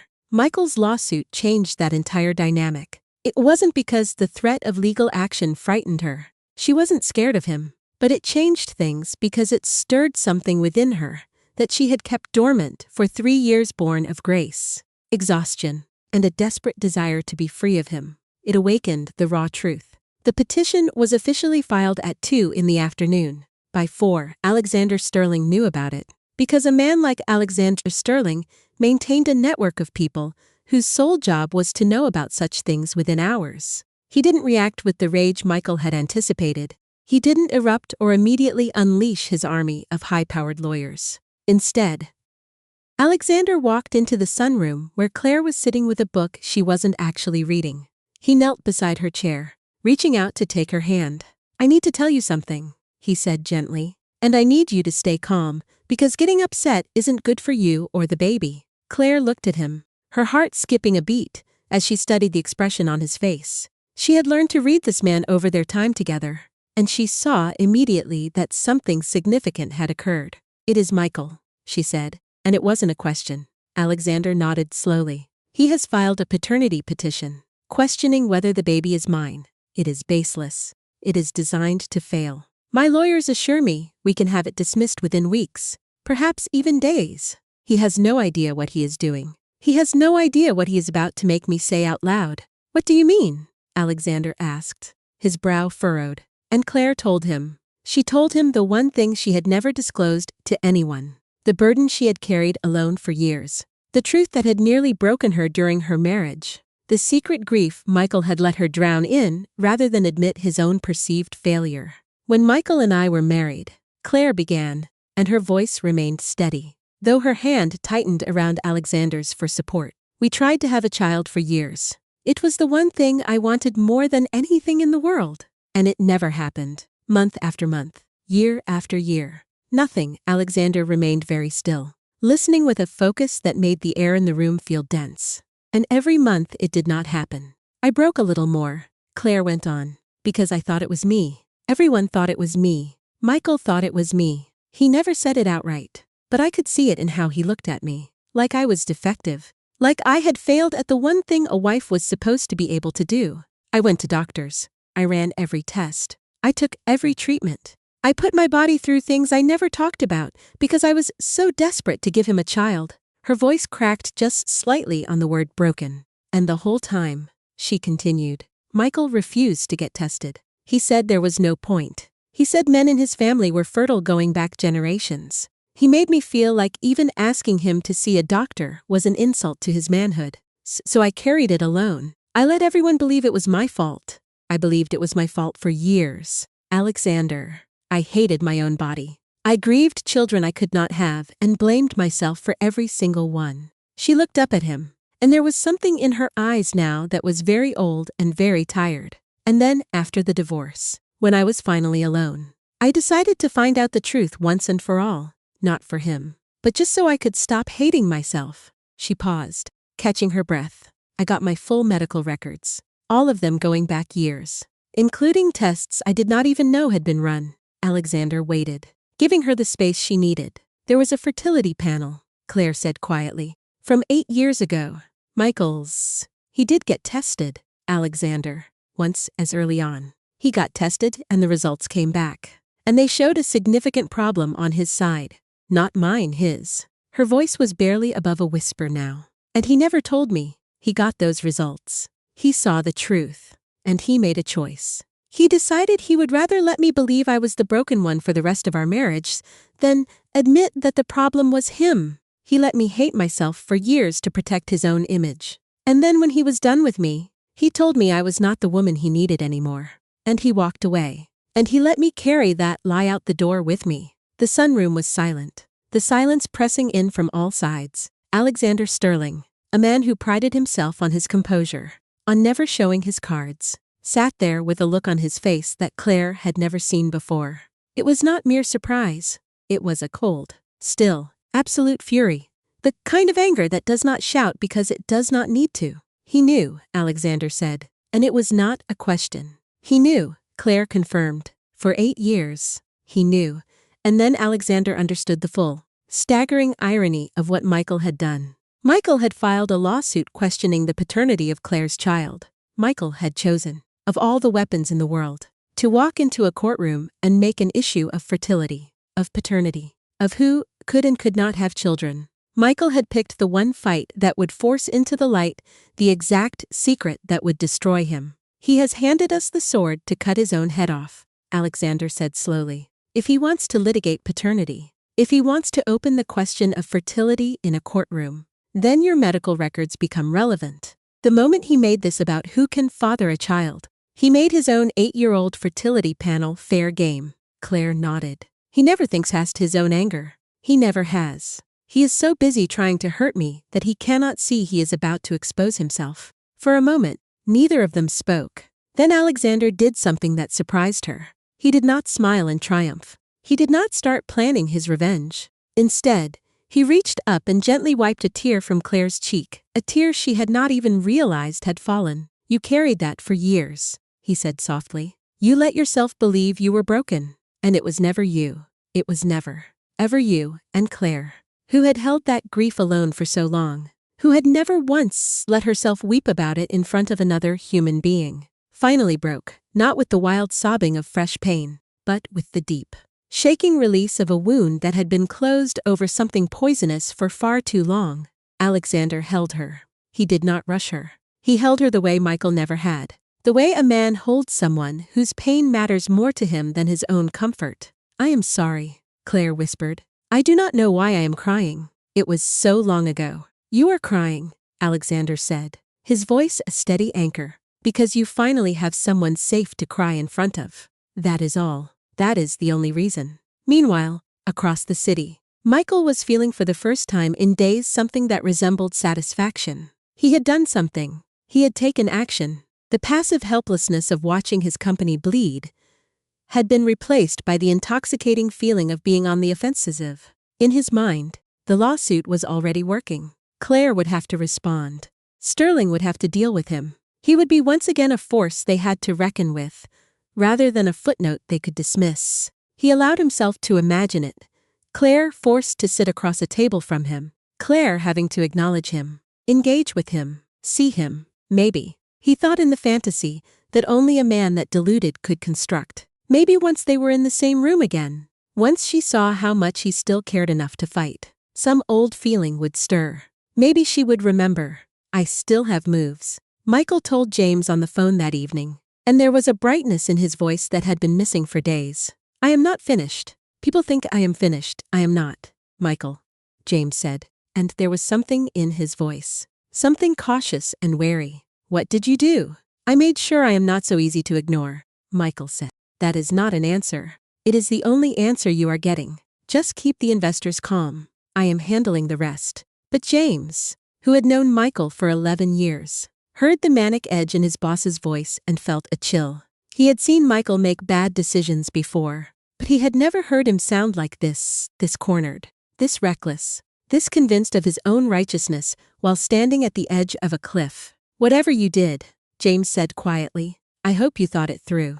Michael had not thought it through. Michael had not thought anything through in years. That was the whole problem. 3 days later, the response came. It did not come as a phone call. It did not come as a threat. It came as a legal filing delivered to Richard Kane's office. And Richard read it. And then Richard called Michael. His voice sounded like a man watching a car crash in slow motion, frozen by the sheer inevitability of the impact. Michael, he said, his tone clipped and desperate. We need to pull back right now. Today, before this thing goes any further. Michael gripped the desk, confusion warring with mounting dread.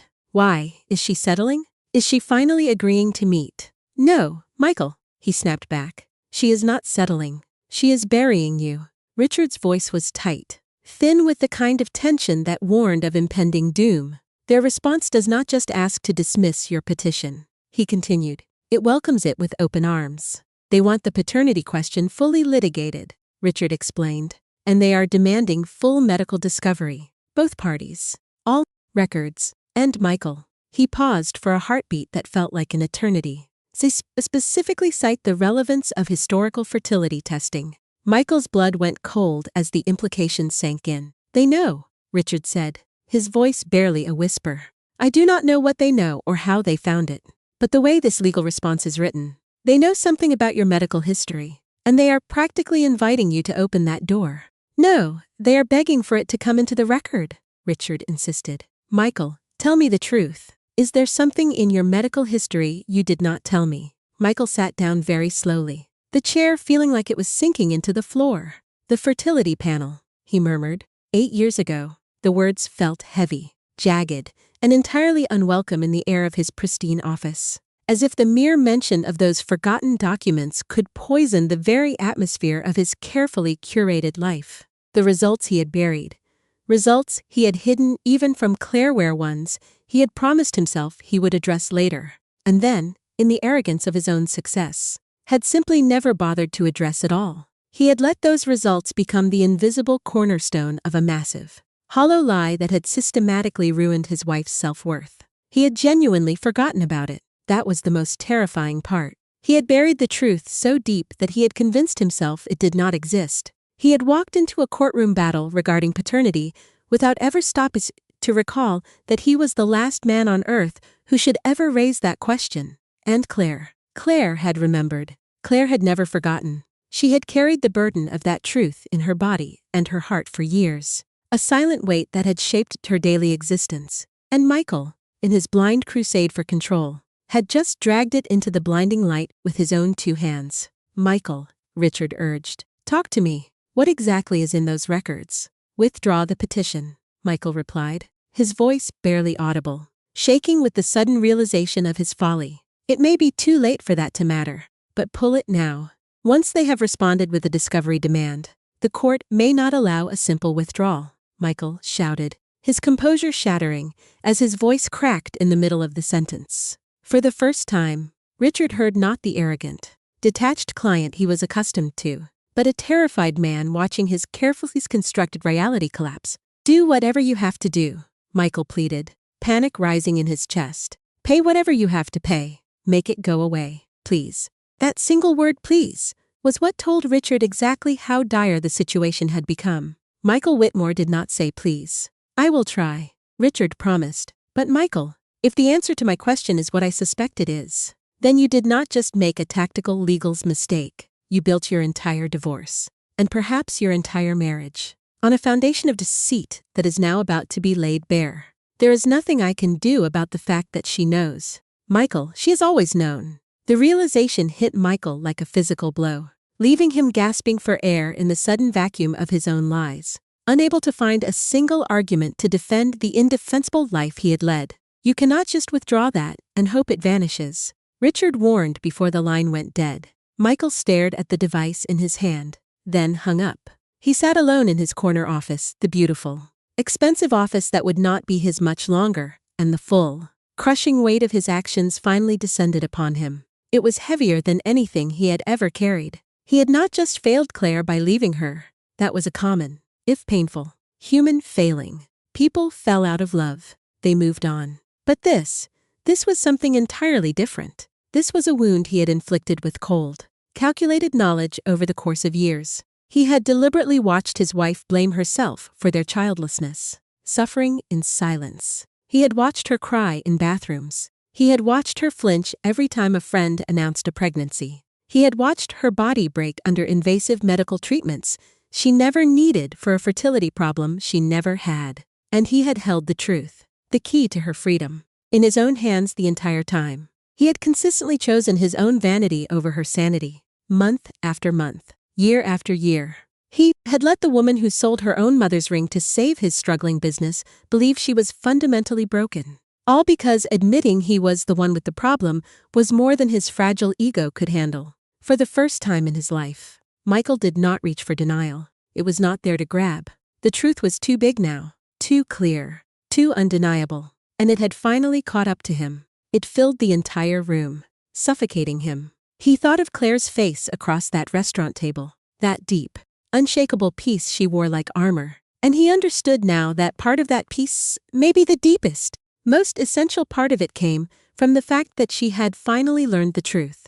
She had finally stopped hating her own body. The cruelty of his deception was eclipsed only by the profound relief she must have felt when the weight of that false blame was finally lifted from her shoulders. She had finally been set free from the lie he had chained her to for a decade. And she was pregnant now. She was going to have the child she had always as wanted with a man who truly deserved her. That child was living proof, the final, absolute, and irrefutable proof that Claire had never been the broken one at all. Michael buried his face in his hands, shuddering. Somewhere in the building, his phone began to ring again. It was likely James, calling with news of another investor pulling out, adding another crack to the collapsing structure of Whitmore Global. The company was dying, and Michael found, to his own surprise, that he could barely bring himself to care.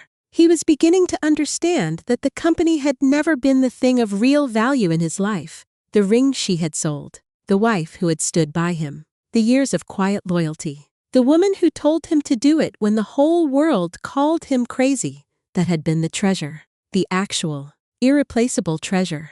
And he had spent it like it was nothing, trading it for an office and a shallow facade. He had traded everything that mattered for a corner office, a young girlfriend, and a name in a magazine that no one would remember a year from now. His phone buzzed with a text message. He almost ignored it, but his curiosity won out. It was from an unknown number, and it contained only a brief, chilling instruction. The screen glowed, illuminating his pale, haunted face as he read the words that would determine the rest of his life, or whatever was left of it after this catastrophe. Withdraw the lawsuit and never contact her again, and the records stay sealed. The message read, continue and everything comes out publicly. Everything. Your choice. This is the only mercy you will be offered. It was not signed, but it did not need to be. Michael read it 3 times, his breath hitching. Mercy. Alexander Sterling was offering him mercy. The irony was so sharp it almost made him laugh, though the sound would have been entirely devoid of any genuine humor. The same man who had told him he did not care enough about him to want to hurt him was now offering to bury the worst truth of Michael's life. He was doing it not out of kindness, but to protect Claire from the ugliness of a public fight. Michael realized with a fresh, stinging wave of shame that even in the final, ignominious destruction of his reputation, he was still not the point. Alexander was not protecting Michael. Alexander was protecting Claire. Michael's dignity was being preserved only as a secondary side effect of a good man shielding the woman he loved. Michael typed back one word with a hand that shook so violently he could barely hit the keys. Withdrawn. He set the phone down. And then, Michael Whitmore, the 52-year-old founder of a dying empire, A man who had once toasted himself in the most expensive restaurant in New York while laughing about the wife he had so casually discarded, simply stopped. He put his head down on his expensive mahogany desk in his expensive, silent office.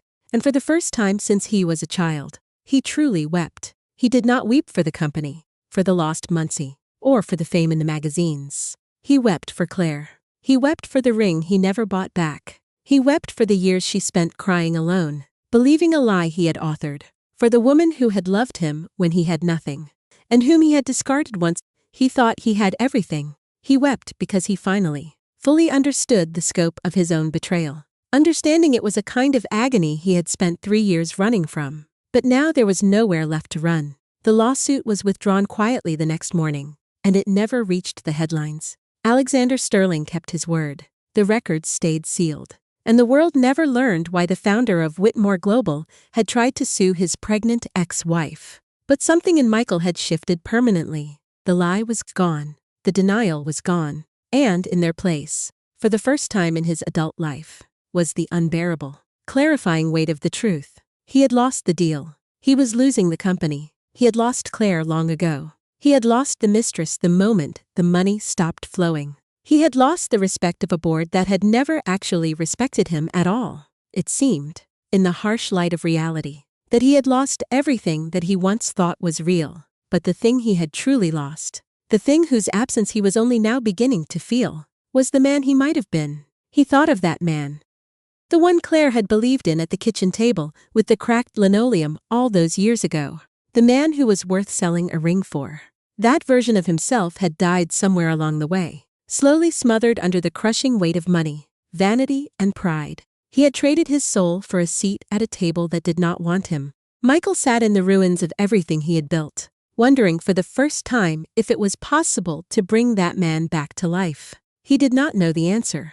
He only knew that this version of himself, the powerful, untouchable, admired Michael Whitmore, was gone and was never coming back. Standing in the empty space where that man used to be, Michael felt something he had not felt in longer than he could remember. He felt honest. It was the most painful thing he had ever felt. A raw, exposed nerve in his chest. Though he could not have known it then. It was the only thing that could possibly save him. But honesty, Michael was about to learn, does not arrive all at once and then leave you in peace. It comes in waves, each one crashing down with more force than the last, washing away the debris of his lies and leaving him shivering on the shore of a life he no longer recognized. The next wave came at 10 o'clock that same morning when James Coleman walked into his office without knocking. A breach of protocol James had never committed in 11 years. "You need to see this," James said, his face pale as he set a tablet down on the desk in front of Michael. It was a major financial news site. The headline at the top, in bold, aggressive letters, read, "Whitmore Global in freefall as major partner exits and investors flee." Michael read the text slowly, the words swimming before his eyes. The article was brutal, and it was entirely accurate, which made it far worse. It laid out everything: the collapsed Sterling partnership, the nervous investors, the board's sudden loss of confidence. Then, near the bottom, a single line made Michael's stomach turn to stone. Sources close to the situation suggest the collapse may be tied to personal matters involving Whitmore's founder and a rival executive. "They don't have the full scope of the disaster yet," James said, his voice barely a ripple in the stale office air. "Not yet, but someone leaked." Someone always leaks when the ship starts to take on water. Once one reporter catches the scent of blood, they will swarm. Michael looked up, his brow furrowed. How bad is the damage? James didn't bother to sugarcoat the situation. He had spent 11 long years softening the edges for Michael, shielding him from reality. But that era had reached a definitive, bitter end. 3 major investors liquidated their positions this morning, James continued, ticking off the failures. 2 more are currently in private conferences with their legal teams. Our stock is in a vertical free fall, and our primary credit line is under aggressive review, which is just a professional way of saying they are about to pull the rug out from under us. Michael, I have been in this industry a long time. I have seen companies survive far worse, but not with a leader the market has entirely abandoned. They have stopped believing in you. A week ago, those words would have shattered him. A week ago, His entire sense of self-worth was welded to those fluctuating numbers, to the brand, to the arrogant belief that he was a great man simply because he had built a great company. But something had fundamentally shifted in the wreckage of the previous night. Standing in the center of his own destruction, Michael heard the news of his empire's inevitable death with a strange, hollow sense of clarity that felt more like peace than defeat. "Sit down, James," he commanded softly. James hesitated, his posture stiff, then complied. "How long have you known?" Michael asked, looking him dead in the eye. "That I was like this. That I was the kind of man capable of the things I have done. You have been by my side for 11 years. You knew me before the money, before the greed took the wheel. At what point did I become a man you could no longer respect?" James remained silent, the heavy air thick with the weight of a decade of unspoken observations. He was not a man built for deception, and Michael could clearly see him weighing the merits of kindness against the bluntness of the truth. He watched James eventually choose honesty, the same way Richard had, the same way everyone was choosing now. It was as if the complete collapse of Michael's power had finally granted them all the necessary permission to be cruel with the truth. "About 5 years ago," James started, his voice steady. "There was a Christmas party we attended. Claire was still in your life back then, and you introduced her to that group of high-profile investors. One of them made a disparaging remark about her, something truly dismissive. Instead of stepping up to defend your own wife, you just laughed. You laughed right along with them, Michael. I looked over and caught Claire's face in that moment, and I watched you not even register that you had just cut her open. I looked at you and realized, that is it. The man I originally signed on with is gone." James paused, looking away toward the window. "I stayed because the compensation was significant, and I have a family to provide for. I am not proud of that reality. But since you asked, there it is." Michael absorbed the blow. He vividly remembered the party itself, but he had absolutely no memory of the comment, the look on Claire's face, or his own laughter. That was the truly terrifying part of his reality, the complete erosion of his own empathy. The moment that had signaled his moral decay to James was a moment Michael had been too self-absorbed to even notice. "How many more moments like that were there?" he asked quietly. "Hundreds, maybe thousands," James replied. "That is the insidious nature of it. Michael, you do not become a monster all at once. You become cruel one choice at a time, each one too small to notice. Until one day you look in the mirror, and you are the kind of man who sues his pregnant ex-wife and calls it a strategy." The words hit him like a physical blow. Yet Michael did not flinch. He had spent his entire life recoiling from uncomfortable truths, deflecting, denying, hiding. This time, he forced himself to sit with the reality. "You know about the lawsuit," he stated. "Everyone in the building knows," James answered. Richard's paralegal talked. "That is just how these things work when a man loses his moral authority. I will tell you something else, Michael. As a man who is about to be unemployed when this company finally folds, that lawsuit is the most shameful act I have ever witnessed in my career. And believe me, I have seen a lot of ugly things." He stood up, towering over the desk. "I do not know what you discovered that made you drop the case so quickly, but whatever it was, I hope it finally woke you up, because there is nothing left to lose now. The company is finished. The only thing left to salvage is whatever remains of your soul." With that, James Coleman walked out, and Michael understood he had just heard the cold truth from the last honest man he knew. The days that followed were a long, agonizing death of everything he had built. The board convened again, but this time, they skipped the questions. They already had the answers they needed. They voted with a chilling detachment that Michael realized he could not blame them for.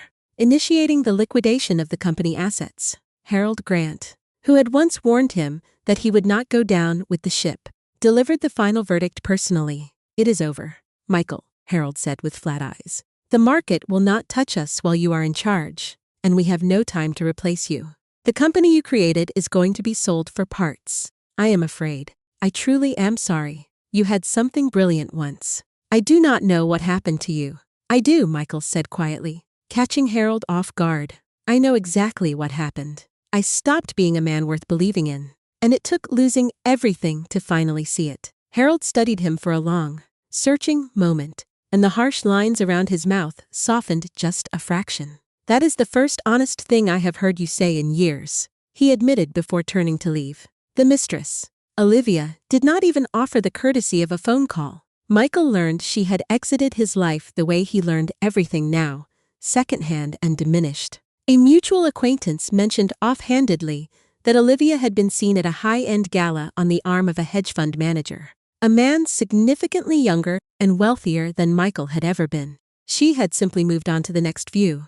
Michael found, to his own surprise, that he felt absolutely nothing. She had never been a real partner. She was merely a symptom, a shallow thing he had reached for to fill a vast, empty hole that no amount of vanity or admiration could ever occupy.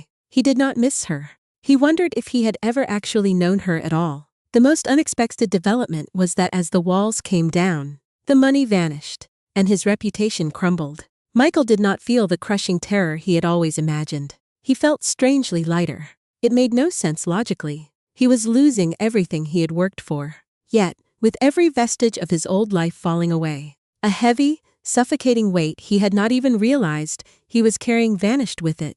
The exhaustion of constant performance, the burden of maintaining an image, the endless labor of being Michael Whitmore, the great man, the untouchable titan. It was a role he had been trapped in for so long he had forgotten it was just an act. One evening, near the end, Michael found himself standing in his apartment, holding a tattered photograph he had not looked at in over a decade. He had unearthed it from the back of a drawer while packing, as the apartment was being liquidated along with everything else. It was a shot of him and Claire from the early days, long before the company, long before the massive wealth. They were standing in front of their very first office, a space the size of a closet, and they were both laughing. Claire had her arm looped through his, and Michael was staring at the camera with an expression of genuine joy he barely recognized. He was happy, deeply, truly happy. Not the performed satisfaction of a high-end restaurant, not the hollow glow of public admiration. He was happy in the way a person is when they have nothing but the one person who truly matters, and they are fully aware of that blessing. Michael sat down on the cold floor of his emptying home, clutching the photograph. And he stayed there for a very long time as the sun dipped below the city skyline. He thought about the man in that photo, that young, hungry, hopeful version of himself who had a wife who believed in him and a dream and absolutely nothing else. That man would have been horrified by what Michael had eventually become. That man had loved Claire, had cherished her before loving her, became an inconvenience to the myth of success he was building. Where had that version of himself vanished? Michael had no answers. Sitting there on the hardwood floor, surrounded by the remnants of a life that looked perfect but had been entirely hollow, Michael made a choice. It was not a strategic maneuver, not a calculated professional move. For the first time in 20 years, he made a decision that had nothing to do with winning or optics. He decided he wanted to find that man again. He did not know if it was even possible. He did not know if a person could travel that far down a dark road and still find their way back to the light. But he knew with absolute certainty he could not keep being the man he had been. That version of him was dead, killed by his own vanity. And Michael discovered he was not sorry to see him go. The next morning, he did something he had not done in 3 years. He sat down with a pen and a blank sheet of paper, because some things deserve a real human touch. He began to write a letter to Claire. He did not write it to win her back, because he finally understood that she was long gone, that she belonged to a new life, a new man, and a child that had nothing to do with his wreckage. He did not write it to explain away his failures, make excuses, or soften the blow of his history. He wrote it to tell the raw, ugly truth, the whole truth. He wrote about the ring he had failed to buy back, about the fertility test results he had selfishly hidden to protect his own ego, and about the years he let her blame herself for their infertility, about the monster he had become, and the husband he had failed to be. He wrote, "I let you believe you were broken, but you were never broken. I have always been. I am more sorry than words can hold." He did not know if he would ever send it, or if she would even read it. He did not know if he had the right to ask for a single second of her attention after everything he had put her through. But he wrote it anyway, and in the act of pouring those words onto the page, something inside Michael that had been frozen solid for years finally began to thaw. He did not know that across the city, Claire was in the final stages of preparing to give birth to a son. He stood there, unaware that Alexander Sterling, a man with every right to despise him, would eventually become the bridge to his own redemption. Michael had no idea the hardest part of his reckoning still lay ahead, or that the path to becoming a man worthy of belief was far more grueling than he could fathom. He only knew he had finally stopped lying. In a life constructed entirely of deceit, that single act of agonizing honesty was the first stone laid for a new foundation. It was something Michael Whitmore had never bothered to build in 52 years, a genuine sense of self. He folded the letter, tucked it into the drawer where the photograph had once been, and sat in the crushing silence of his empty apartment, a man who had lost every material thing he ever wanted. He had unknowingly begun the process of finding the only thing that had ever mattered. He felt the weight of his years shifting, the cold reality of his choices finally sinking in. The letter remained in that drawer for 11 long days. Michael pulled it out every single morning, reading the words he had poured his soul into, and every morning he tucked it back away. He was paralyzed by his own indecision, unable to determine if sending it would be an act of genuine courage or merely the final, pathetic selfishness of a man desperate to unburden his own conscience onto a woman who owed him absolutely nothing at all. He had spent his entire adult life taking from Claire, consuming her grace to fuel his own shallow existence. Even now, through the lens of his remorse, he struggled to discern if the letter was truly for her or just another performance for himself. On the 12th day, the decision was ripped from his hands. His phone buzzed with an unknown number, and Michael hesitated. These days, unknown calls were rarely anything but angry reporters, persistent creditors, or ruthless lawyers. Still, an instinct he could not name forced him to pick up. Michael Whitmore, a woman's voice commanded, crisp and professional. "Yes," he replied, his voice barely a whisper. "Please hold for Mr. Sterling." Michael felt his heart stutter to a halt. He stood motionless in the center of his half-empty apartment, the phone pressed hard against his ear. Then, a familiar, chilling voice came onto the line, the same voice that had told him just weeks ago that he did not care enough about Michael to bother hating him. Alexander Sterling said, "Alexander." Michael felt his mouth go desert dry. "I did exactly what you demanded." He managed to stammer. "The lawsuits are withdrawn, and I have not made a single attempt to contact her. I have kept my word." "I know you have," Alexander replied, his tone unreadable. "That is not the reason I am calling you today." A long, suffocating silence followed. In that pause, Michael's mind raced through a dozen terrible possibilities, each one worse than the last. Had some new disaster occurred? Had the records leaked to the public? Was Alexander calling to deliver some final, devastating blow? "Claire gave birth to a son 3 days ago," Alexander said. "Both mother and child are healthy." Michael closed his eyes, leaning against the cold wall. A wave of something he had no name for crashed through him, a tangled, agonizing knot of grief, joy, and profound loss. Everything he had hidden from finally collided with the reality he had created. Claire finally had her son, the child she had longed for, the child she had mourned for years, believing she was the one who could not conceive. He was finally here. That is, Michael started, his voice cracking under the pressure of the news. He tried again, clearing his throat. "That is wonderful. I am truly happy for her, for both of you. I really am. I believe you," Alexander said, sounding almost startled by his own admission. "That is part of why I am calling you. There is a different quality in your voice, Michael, compared to the man I spoke to just a month ago. I have spent my entire professional life reading people, and I am rarely wrong about the nature of a man. Therefore, I am going to ask you a direct question, and I expect you to provide me with a completely direct answer." There was no room for ambiguity left in the conversation, and Michael knew that he was standing on the precipice of a truth he had avoided for decades. "What happened to you?" Michael sat heavily on a packing box, the last piece of furniture remaining in his desolate room. "I lost everything," he said, his voice stripped of pretense. "The company is being sold for parts.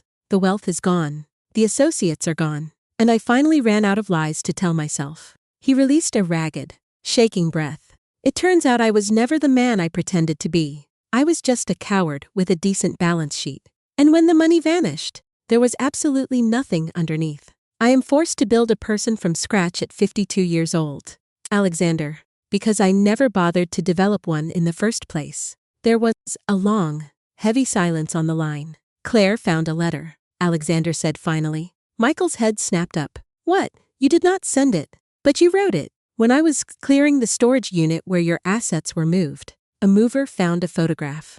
And behind it, folded up, was a letter addressed to Claire. In your handwriting. Alexander paused. I did not read it. I want to be entirely clear about that. I recognized her name on the envelope, and I stopped immediately. But I brought it to her. I do not keep things from her. Michael, I never will. That is the fundamental difference between you and me. Michael's mind reeled as the reality set in. The letter, the drawer, the apartment had been cleared out while he was away. His remaining belongings hauled off to a storage unit he could barely afford. And the letter must have stayed tucked behind the photograph, exactly where he had left it in his moment of desperate honesty. She read it, Michael said, not as a question, but as a realization of his own exposure. She read it, Alexander confirmed. All of it. Twice. There was another lingering pause. It is the reason I am calling you. She wants to see you. The floor seemed to tilt beneath Michael's feet. She wants to see me. Against my own advice. I will be honest with you. I told her that she owes you absolutely nothing. I told her that a man who commits the acts you did does not deserve the gift of her forgiveness simply because he finally figured out how to feel remorse. Alexander's voice hardened just slightly, cutting through the air.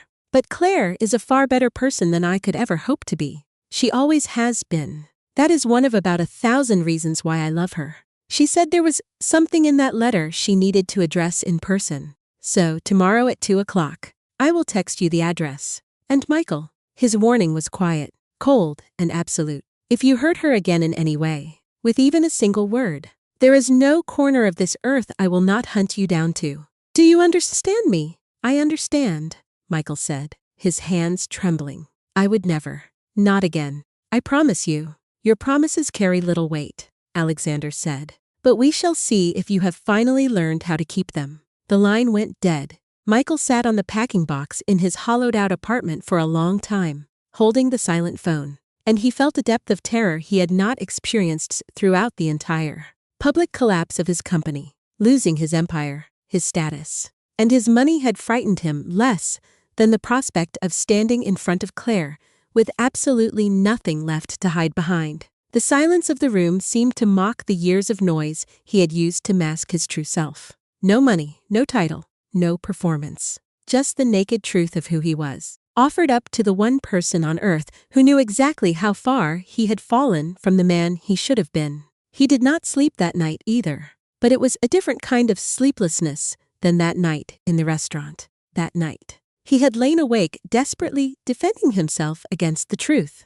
This night, he lay awake preparing to finally surrender to it, whatever the cost might be. At 2 o'clock the next afternoon, Michael stood outside a townhouse on a quiet, tree-lined street, and he almost turned around 3 times before he forced himself to knock. Claire opened the door herself. She looked tired in the way that only new mothers look, with dark circles under her eyes and a softness in her movements that felt alien to the woman he remembered.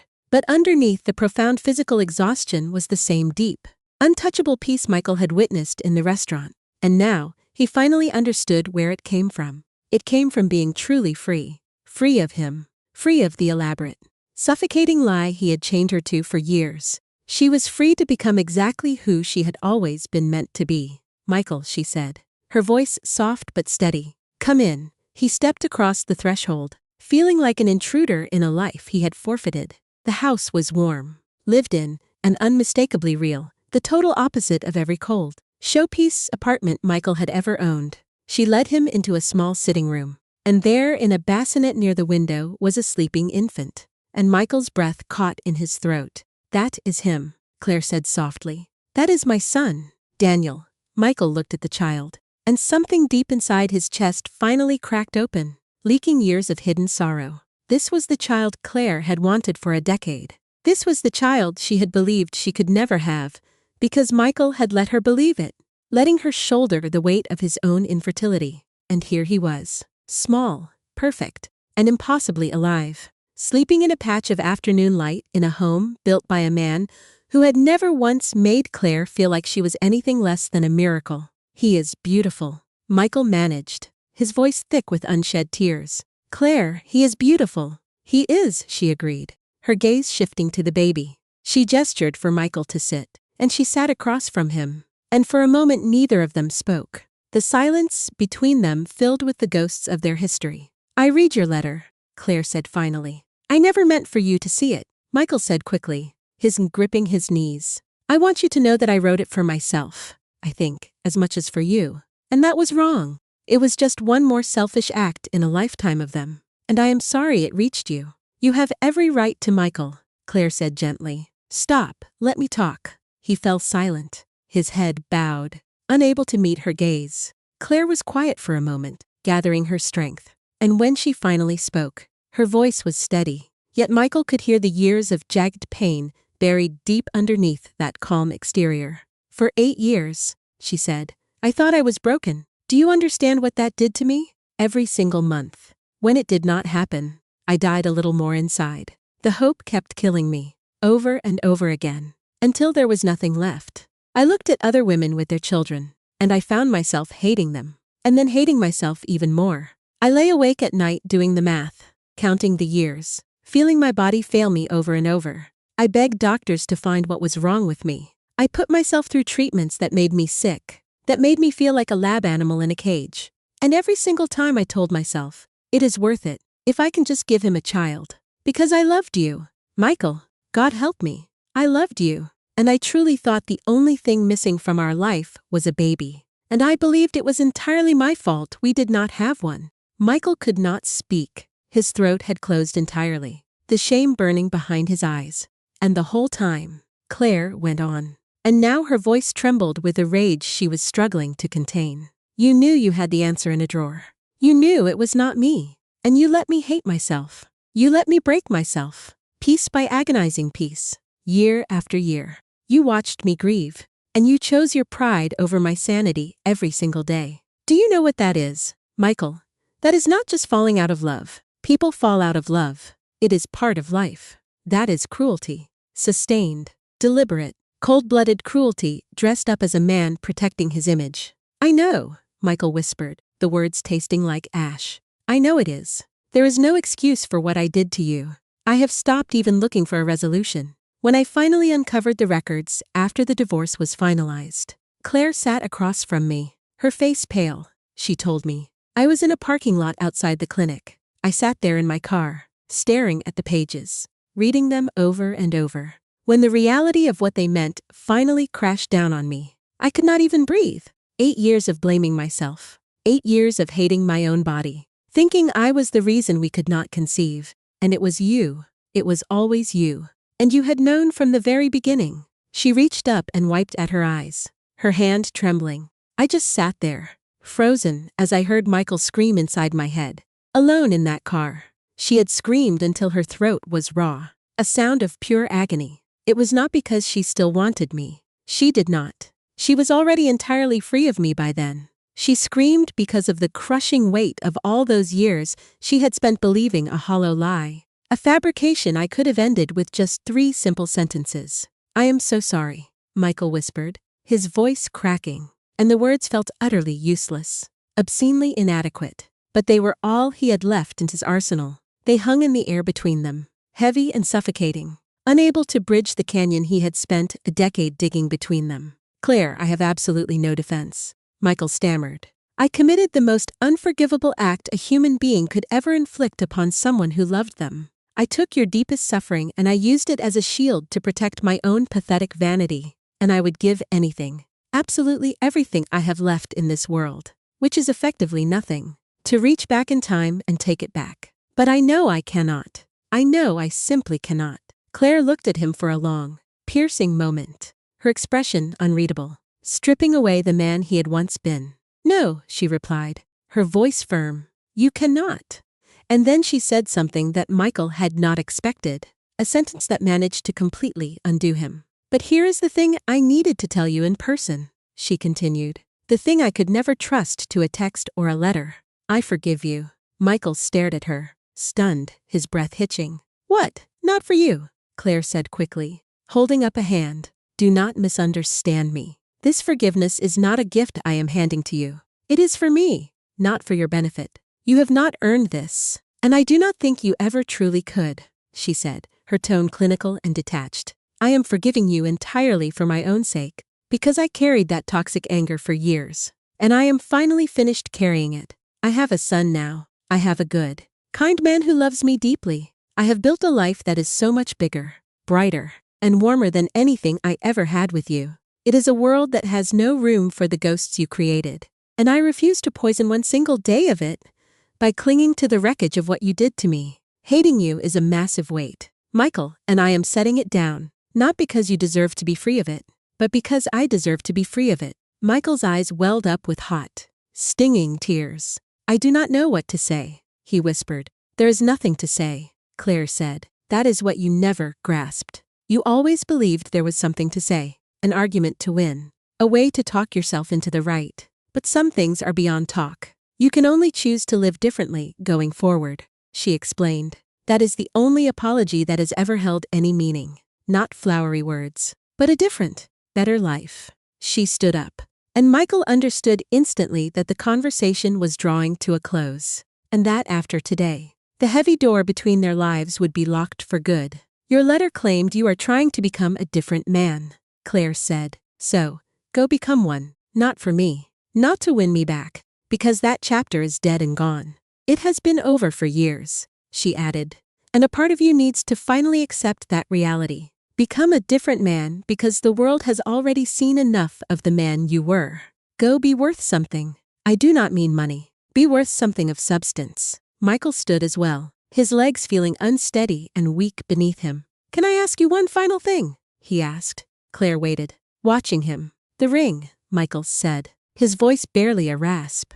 Your mother's ring, the one you sold to save the company back then. I never bought it back. I told myself I would, 1,000 times. And I never did. And I have thought about that failure every single day since I lost everything. Is there any way, any possible way at all, that I could fix that? No, Claire said, her voice not unkind, but final. It is gone, Michael. It has been gone for 12 years. You cannot buy it back. You cannot fix the past. That is the entire lesson you have been dodging. If you are finally ready to learn it, you must accept that some things never come back. You spend them. They are gone. And all you can do is stop being the type of person who squanders what is precious.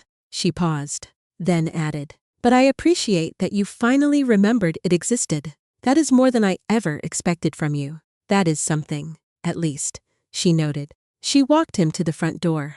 There on the threshold, Michael stopped and looked back one last time at the sun-drenched sitting room, at the Smalls' intricate bassinet, and at the sleeping child who would grow up never knowing Michael's name in a home filled with the genuine, quiet love that Michael had never once managed to build in his own life. He is a lucky boy, Michael said very quietly. Daniel, he is incredibly lucky to have you and to have a father who actually deserves him. Yes, Claire said, her voice steady. He is, and there was no cruelty in the way she said it, just cold, simple, clean, undeniable truth. Michael stepped out onto the porch, and then, because he could not help it, because there was one final thing he had to know, he turned back. Were you ever happy? He asked. With me? In the beginning? Before I ruined everything? Was any of it real? Claire considered the question with the same brutal honesty she applied to everything else in her life. Yes, she said. In the beginning. It was real. When we had absolutely nothing. When we were building it together from the ground up. When you still looked at me like I actually mattered to you. Her expression softened, just for a brief moment, remembering that distant time. That is the true tragedy, Michael. It was not that we never had anything.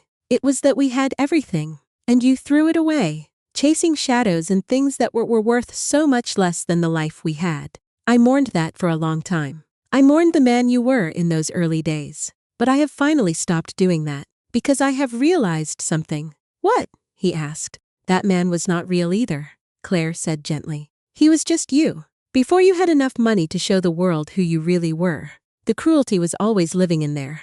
The money simply gave it room to grow and manifest. And I think, if you are truly honest with yourself, that is the hardest truth of all to face. It was not the money that changed you. The money just revealed you.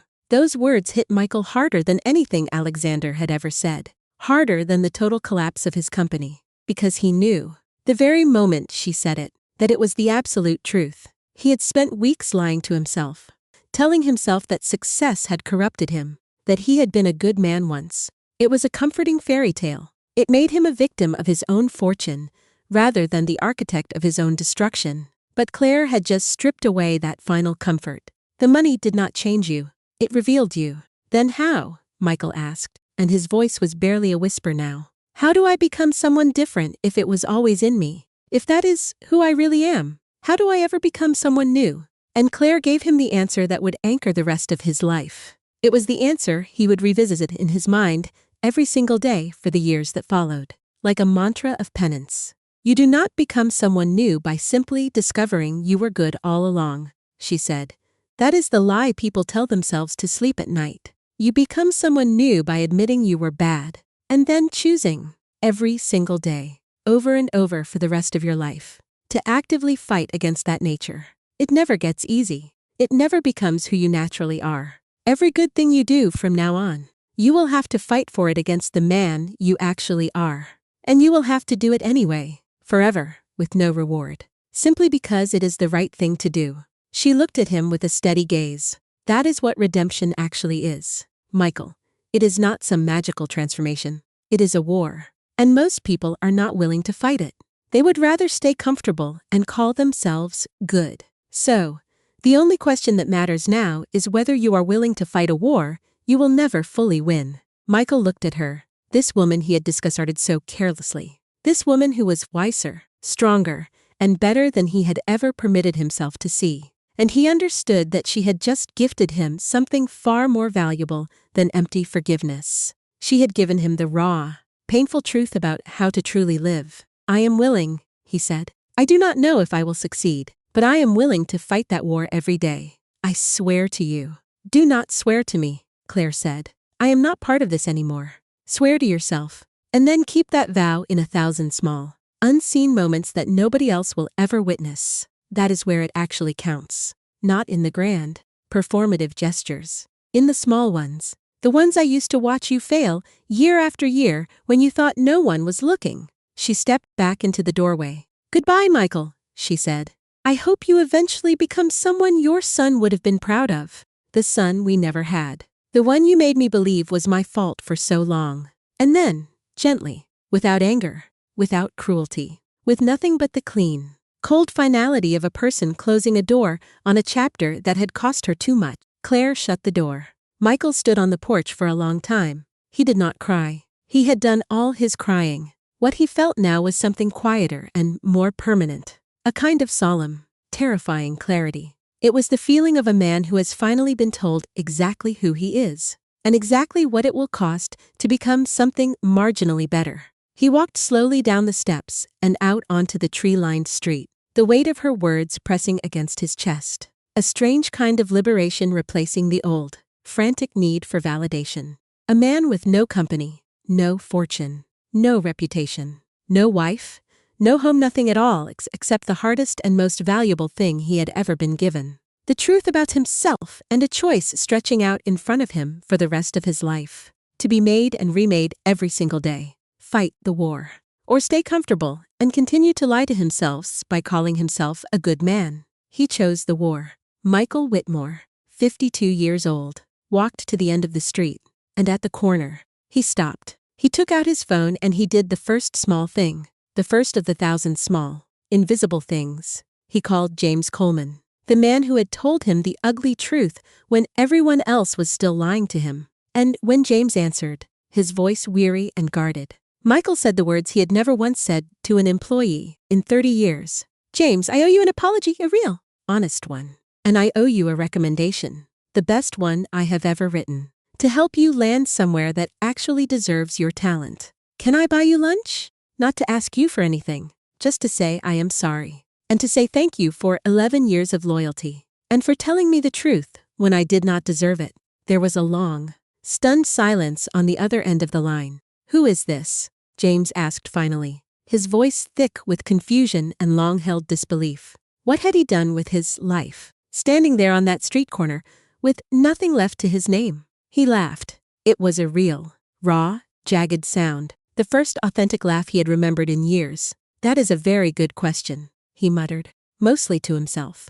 I am working on the answer, one day at a time. It was the beginning of something new, not a quick redemption or a tidy cinematic ending, but the start of a long, unglamorous war, the very same struggle that Claire had warned him about in the quiet of their final talk. Michael would fight this battle in silence, in the small, unseen moments of his new existence, with no audience to cheer him on, and no guarantee he would ever emerge a winner.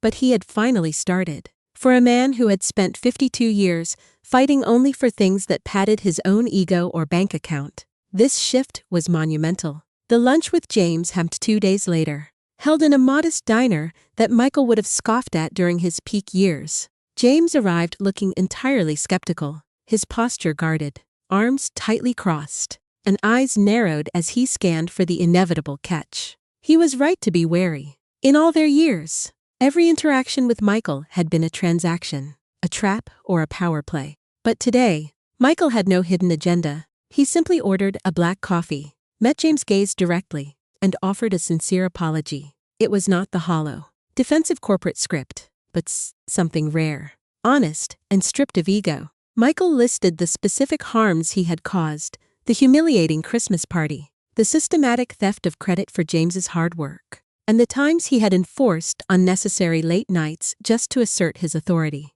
He even brought up the bonus he had promised and quietly clawed back 3 years ago, hoping James would never catch on. James had, of course. People always notice the wounds they suffer. I noticed, James confirmed quietly. My wife cried that Christmas, he added. We had been counting on that money, James said. I know, Michael replied, his voice thick with regret. I did not know then. And frankly, I made it a point not to know. But I know now, and I am deeply sorry, and I want to make it right. I do not have much left, but I have enough to pay back what I stole from you. It will be the final thing I do before the accounts are closed. James stared at him for a long, heavy moment. You are serious, he said. I am dead serious, Michael replied. Something in James's face shifted. A layer of armor he had worn around Michael for years finally beginning to soften. He uncrossed his arms, letting out a long, shuddering breath. You know what the strangest part of all this is? James asked. I always thought if you ever fell, I would be glad. I used to lie awake on the worst nights, imagining it, watching the walls close in around you, hoping for the moment when you would finally have to answer for everything you had done. I imagined your whole empire coming down and me standing there, watching, finally free of your shadow. He shook his head slowly. And now, here you are, having actually fallen. And the truth is, I am not glad at all. I just feel sad. Sad for all the years you wasted. Sad for the man you could have been. You had it all, Michael. And yet you were miserable the whole time. Were you even happy? Even at the very top? Michael considered the question with brutal honesty. No, he said, never. I just did not have the vocabulary for it. I called it hunger. I called it ambition. I called it drive. But it was just misery wearing a designer suit. I was starving to death in a room full of food, and I kept thinking that if I just consumed a little more, I would finally feel full. I never did. Not once, not for a single day. And now, James asked, looking at his old boss, you have got nothing left. Are you fuller with nothing than you were with everything? Michael thought about the ghost of Claire's face in the doorway, about their sleeping child, and about the war she had described. I do not know yet, he said. I think I might be, which is either the most pathetic thing I have ever said or the first true thing I have spoken in decades. I honestly cannot tell which. James laughed, a short, dry sound of disbelief. Maybe it is both, he said. Maybe it is both, Michael agreed, feeling a strange weight lift from his chest. They talked for 2 hours, and by the time they stood to leave, something had shifted. A kind of healing had begun. It was not complete, as some scars do not fade entirely, but it was enough. When they finally parted ways, James shook Michael's hand, and it was not the cold, indifferent gesture Alexander Sterling had given him at that high-end restaurant. It was the handshake of a man who had decided, against his better judgment, to believe that a person might actually be capable of change. Send me that reference, James said as he turned away. And Michael, for what it is worth, I hope it works out. The becoming someone new thing. I really do. It was, Michael realized as he watched James walk away, one of the great mercies of his life. to be seen, even for a moment, as a human being worthy of grace. That the first person he had wronged was also the first person willing to believe he might eventually do better. He knew he did not deserve it. But Claire had taught him that redemption was not about what he deserved. It was about the fight, the small, quiet moments, and the commitment to doing the right thing over and over again without the expectation of a reward. So, he took the mercy offered to him and vowed, in his own heart, to be worthy of it. He went home to the tiny apartment he had rented on the far edge of the city, the kind of place he had once feared Claire would be forced into. He sat down at a small, cluttered table and wrote the reference letter for James, making it the most thoughtful, honest thing he had ever written in his career. The weeks that followed were the strangest of his life. The company finally finished dying, and the last of the physical assets were sold off to strangers. The name, Whitmore Global, which had once appeared in prestigious magazines and commanded millions, quietly vanished from the world, absorbed into a faceless larger firm. Its logo was pulled down from the building where Michael had once ruled as a king. Michael attended the final board meeting, not because he held any power, but because he felt he owed it to the entity he had both built and destroyed to be present at its final, lonely end. Harold Grant found him afterward in the emptying lobby. "What will you do now?" Harold asked, not unkindly. There was a surprising gentleness in the old man's voice, the kind of gentleness reserved for someone truly fallen. "I do not know," Michael admitted, his voice quiet. "Find work, I suppose. Real work. I have not done real work in 20 years. I have done deals. I have done strategy. I have manipulated numbers and people. But I have not actually built anything but actual work. The kind where you create something or truly help someone. I have forgotten how to do that, if I ever truly knew."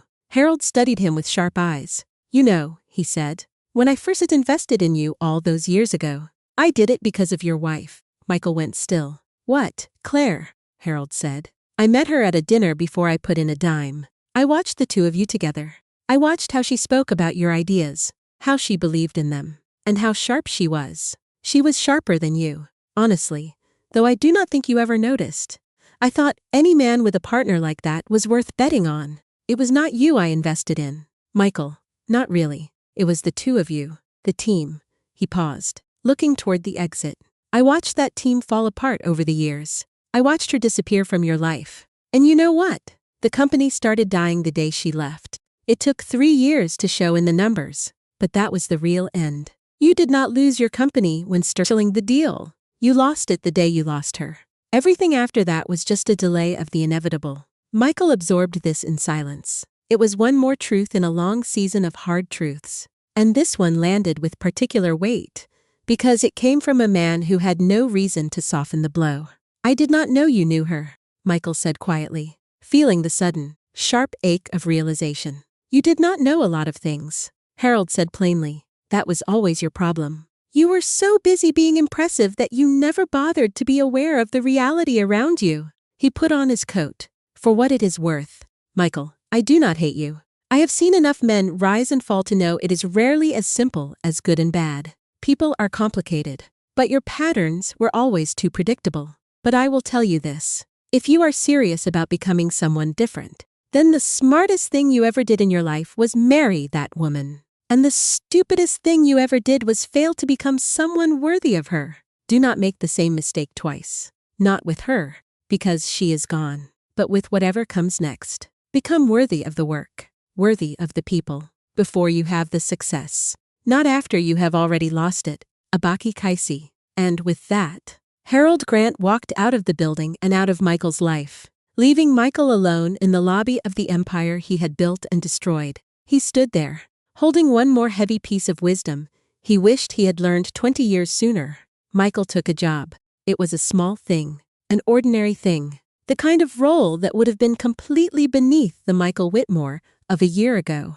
A mid-sized logistics firm needed someone with experience to help them restructure, and they could not afford anyone expensive. Michael, whose reputation was in total ruins, but whose knowledge remained sharp, offered to do the job for a modest salary and no title. The owner, a wary man named Tom, who had heard all the rumors and stories about Michael's downfall, almost turned him down flat. "Why would a man like you want to work for a company like mine?" Tom asked. "Because a company like yours is exactly the kind of place I spent my whole career looking down on," Michael said with sudden honesty. "And I have come to understand that the people I once looked down on were worth more than the people I looked up to.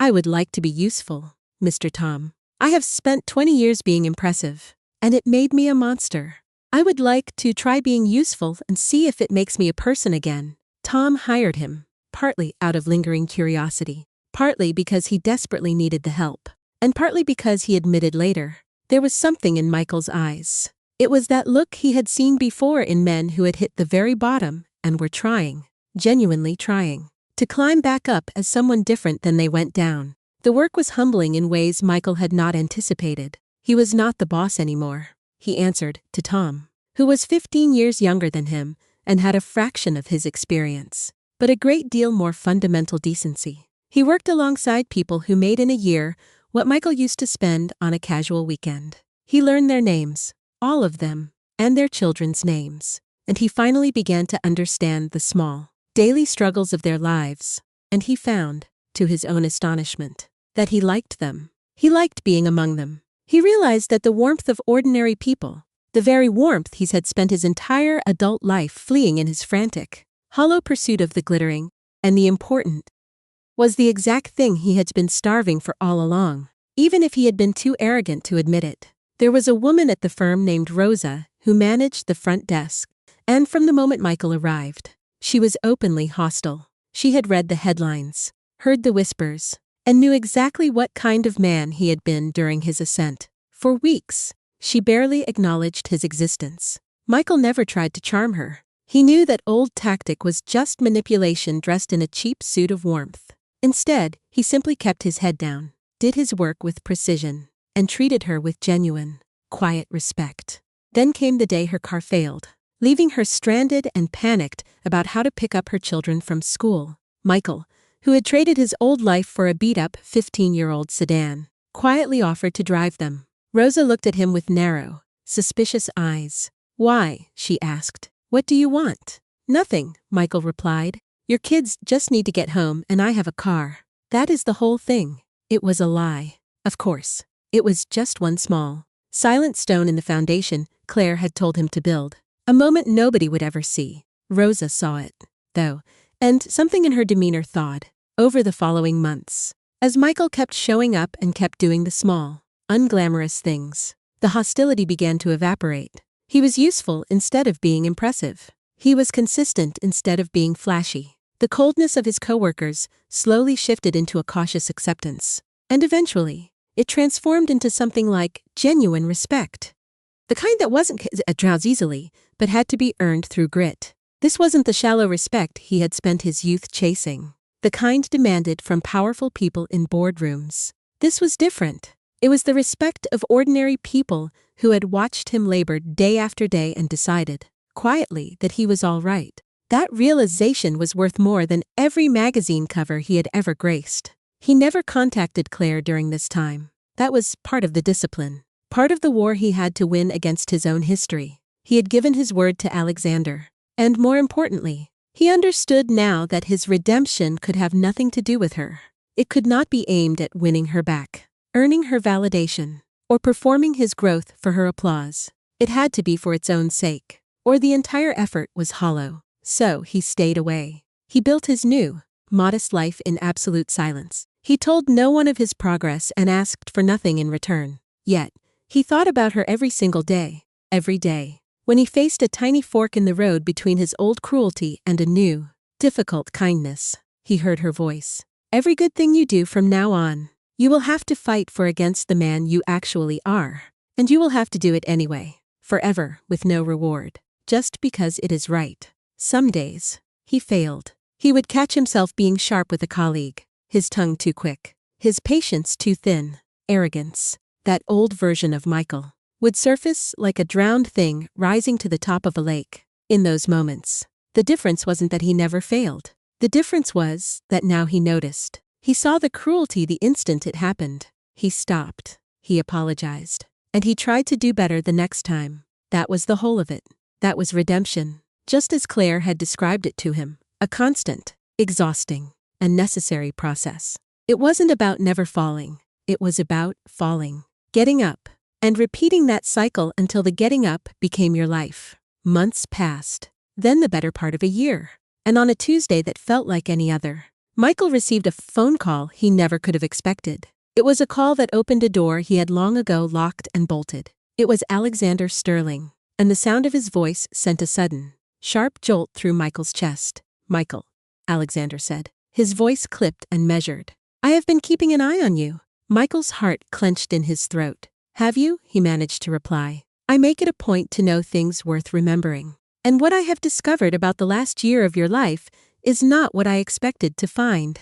There was a shift in Alexander's tones, something Michael had never heard before. It was an unmistakable, quiet note of respect. "You took a job at a logistics firm," Alexander continued. "You drive an old car. You pick up your coworkers' children from school. You have paid back money you owed people, quietly asking for no credit. You have built a small, honest, and unglamorous life. You have done it entirely in private, with no press, no comeback story, and no desperate attempts to reclaim your former glory. And you have done it without contacting Claire once. Which I know, because I would know." Michael said nothing, his throat feeling as though it were closing up.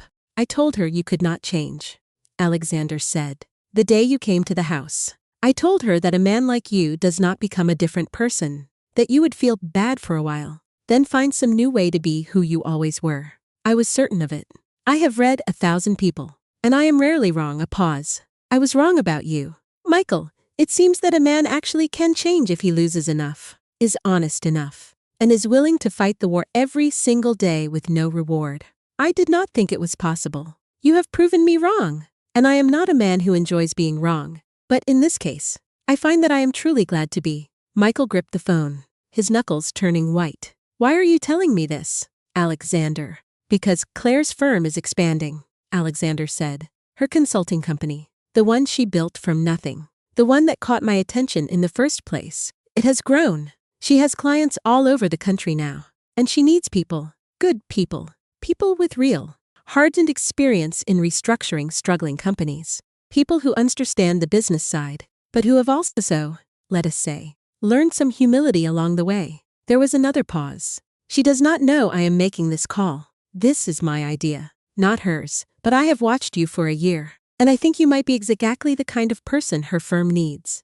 And I think if you can keep being the man you have become, it might be good for you, too." Michael was stunned, unable to form a coherent word. The offer was so far beyond anything he had imagined, so impossibly generous, that he could not immediately process it. "You would let me work near her?" he finally managed to ask. "After everything, not near her," Alexander corrected firmly. "For her, she would be your boss, Michael.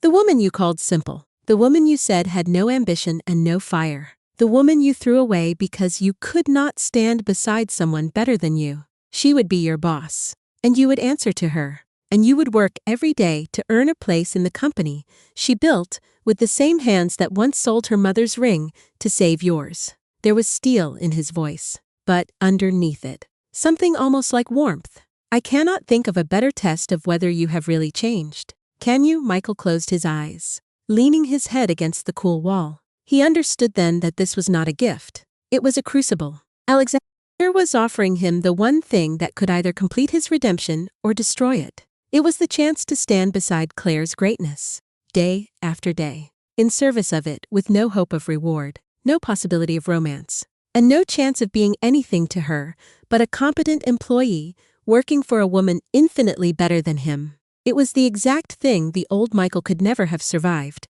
The old Michael had left Claire precisely because he could not bear to stand beside someone better than himself.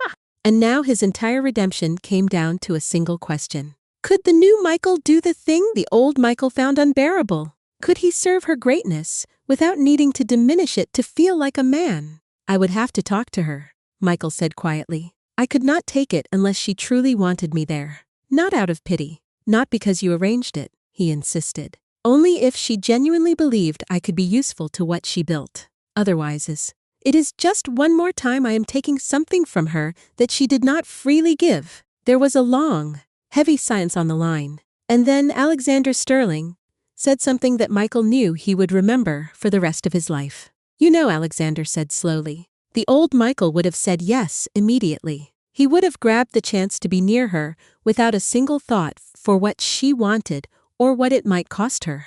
The fact that you just turned down the thing you want most in the world, because taking it might cost her something, is the most convincing proof I have heard yet, that the man I was afraid of is actually gone." A pause. "I will talk to her. The real decision is hers. It always should have been. But Michael, whatever she decides, I want you to know that I no longer think you are a bad man. I think you are a man who was bad and who chose to become something better and did the work and paid the price. And that, it turns out, is a rarer and more valuable thing than a man who was simply good all along and never had to fight for it." The line went quiet. Michael sat in his small apartment holding the phone. A man who had lost everything and had spent a year building something new from the ruins. He understood that he stood now at the final threshold of his long reckoning. Not a threshold of triumph, but a threshold of testing. The last and hardest test of all. Whether he could love Claire's greatness enough to serve it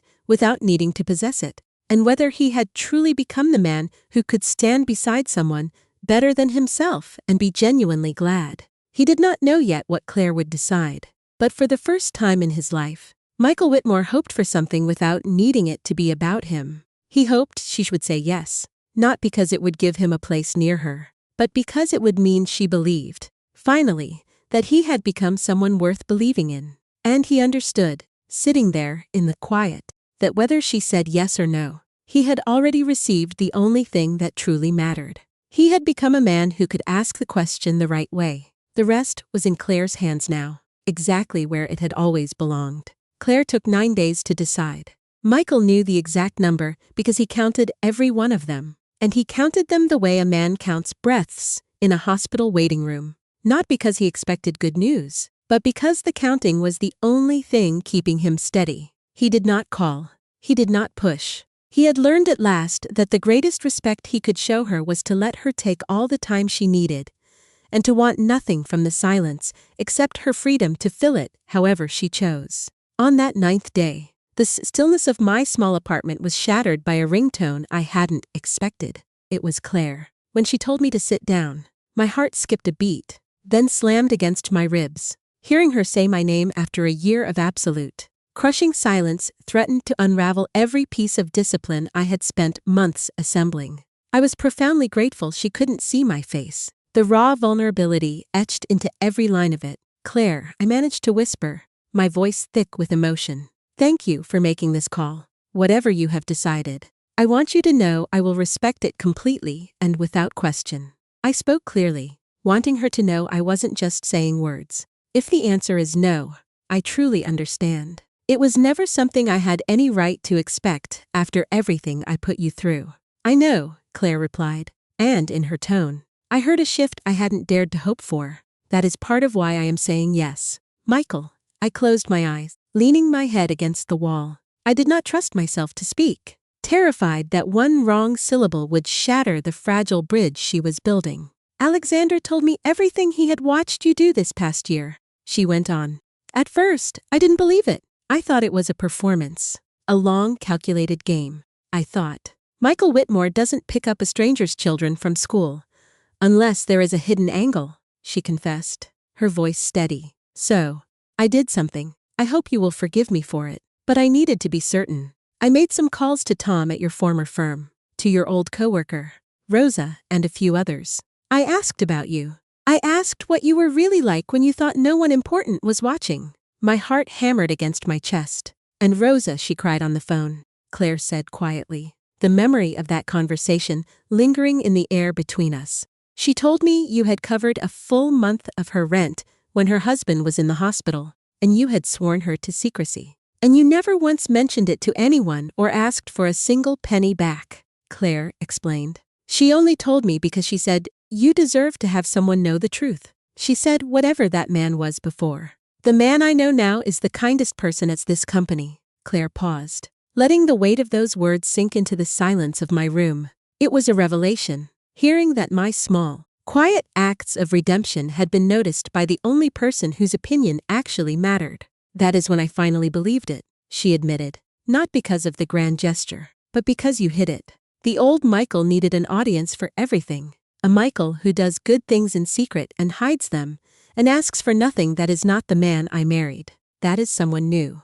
I am trying, I said, and my voice finally broke, the strain of the last year spilling out. I fail all the time. Claire, some days the old man is right there, just under the surface, waiting to claw his way back out. It is a daily battle I fight with every ounce of my strength.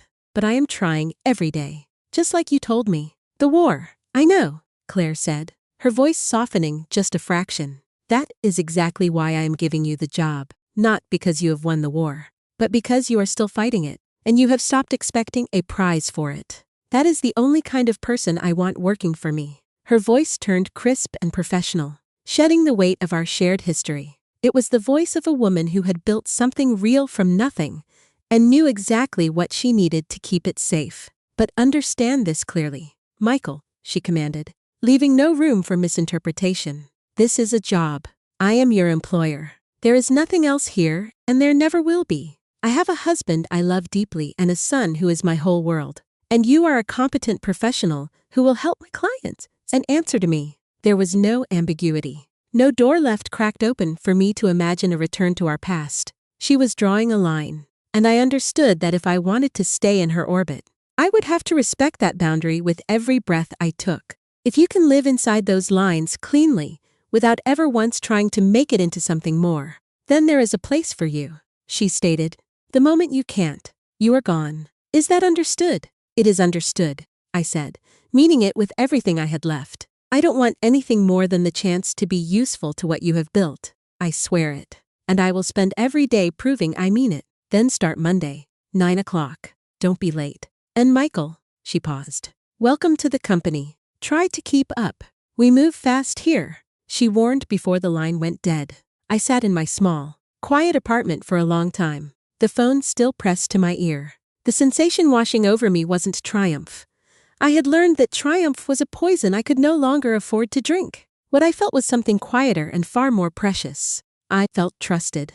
Not because I had charmed my way into it, or bought it, or performed it, but because I had spent a year in silence, becoming someone who could actually be trusted. Claire, who saw everything, had looked at the evidence of 1,000 small, unwatched moments, and had decided I was finally real. It was the greatest honor of my life. A validation that hit harder than any award I had ever won. And it came with no title, no wealth, no applause. Just a Monday morning and a firm warning not to be late. I was not late. The work was grueling, and it was humbling in exactly the way I needed it to be. Claire ran her firm with a brilliance that constantly took my breath away. A brilliance I lived beside spas for 10 years and never once bothered to see because I was too busy looking at myself in the mirror.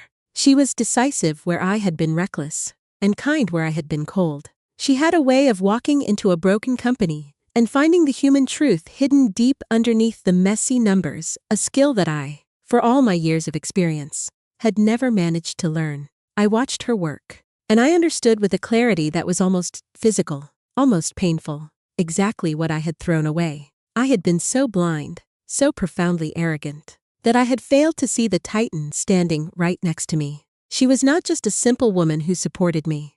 She was a force of nature I had been too small to recognize. I answered to her every single day. I brought her my work, and she critiqued it, sometimes gently, sometimes sharply, and I took the corrections without a single hint of defensiveness. I had finally learned that being corrected by someone better than you is a gift, not an insult. And slowly, over the months, I became good at the job, not the impressive, empire-building version of good I had been before, but a quieter, more genuinely useful version. I helped struggling companies survive. I saved jobs. I sat with frightened, desperate business owners the way Claire had taught me, and I told them the truth gently. And I helped them find the possibility hidden underneath the wreckage of their own mistakes. And every time I did it, I thought, this is what I could have been doing for 20 years if I hadn't been so busy trying to be important. The other twist, the one I never saw coming, was Alexander. I had expected at best cold,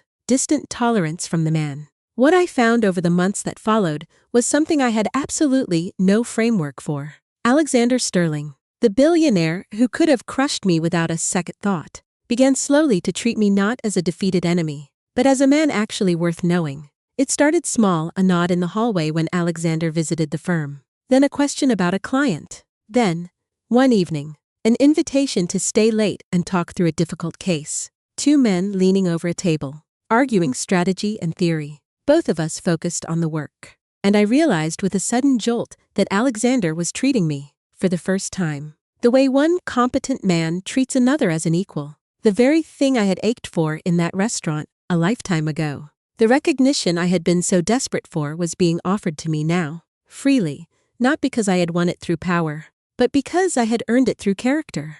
You know what the funny thing is? Alexander said to me one night as we packed up after a long session. When I met you in that restaurant, I thought you were the emptiest man I had ever encountered. All surface, nothing underneath. And now, a year and a half later, I find I actually respect you. Which is not something I say lightly and not something I ever imagined saying about you. He shook his head slowly. Life is strange, Michael. The men who impress us rarely last, and the ones who last rarely impressed us to begin with. I thought about that for a long time. And here is the twist that's mattered most. The deepest one. The one the whole story had been building toward all along. Because as the months turned into a year, and I settled into my small, useful, honest life, working for the woman I had wronged and being respected by the man who had every reason to hate me, I waited for that old, familiar ache to return. The ache for more. The hunger that had driven me my whole life. The starving feeling that no amount of success could ever fill. It never came back. That was the miracle. That was the thing I could never have predicted. I had spent 52 years believing that the hunger was who I was. That the endless craving for more was the engine of my soul. And that a man without raw ambition was a man without a self. I had lost everything that hunger had ever chased. And instead of the emptiness I had always feared, I had found, waiting underneath the wreckage, a fullness I had never known was possible. I was, for the first time in my life, content, not happy in the shallow, hollow way I had been in the restaurant, laughing about the wife I threw away. I was content, whole, and at peace with a small life full of small, meaningful kindnesses. And I understood finally the thing Claire had tried to tell me in the doorway so long ago. It was never the money that had made me miserable, and it was not the loss of money that had set me free. It was the letting go of the lie that I needed to be more than I was.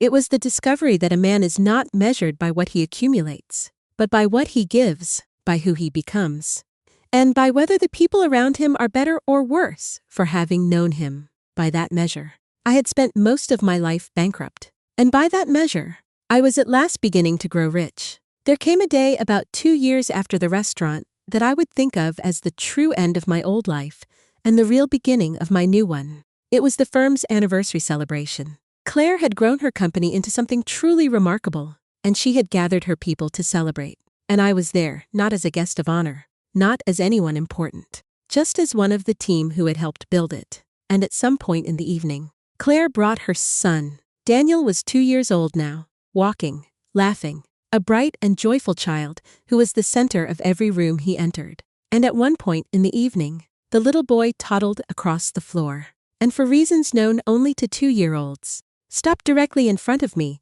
and looked up at me and smiled and raised his arms to be picked up.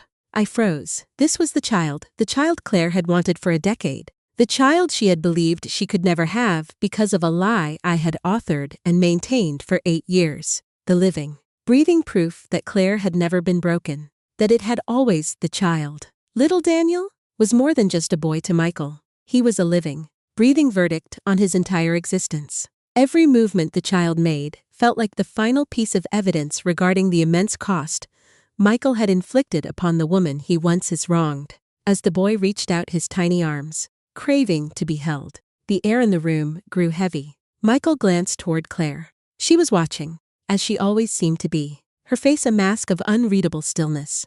Michael understood instantly that this was a pivotal moment, a genuine turning point that would define everything. This was one of those rare, final tests, and the way he chose to respond would cement the reality of the man he had struggled to become. Michael knelt down onto the floor. He resisted the urge to pick the boy up, knowing that gesture was not his to make. He had finally learned the boundaries of his place in this life. Instead, he brought his eyes down to the child's level. He offered a genuine, gentle and completely unguarded smile, his voice soft as he murmured, "Hi there, Daniel." It was a simple greeting, but it carried the weight of a transformed heart. "Aren't you something? Aren't you just the best thing in this whole room?" Michael truly meant it.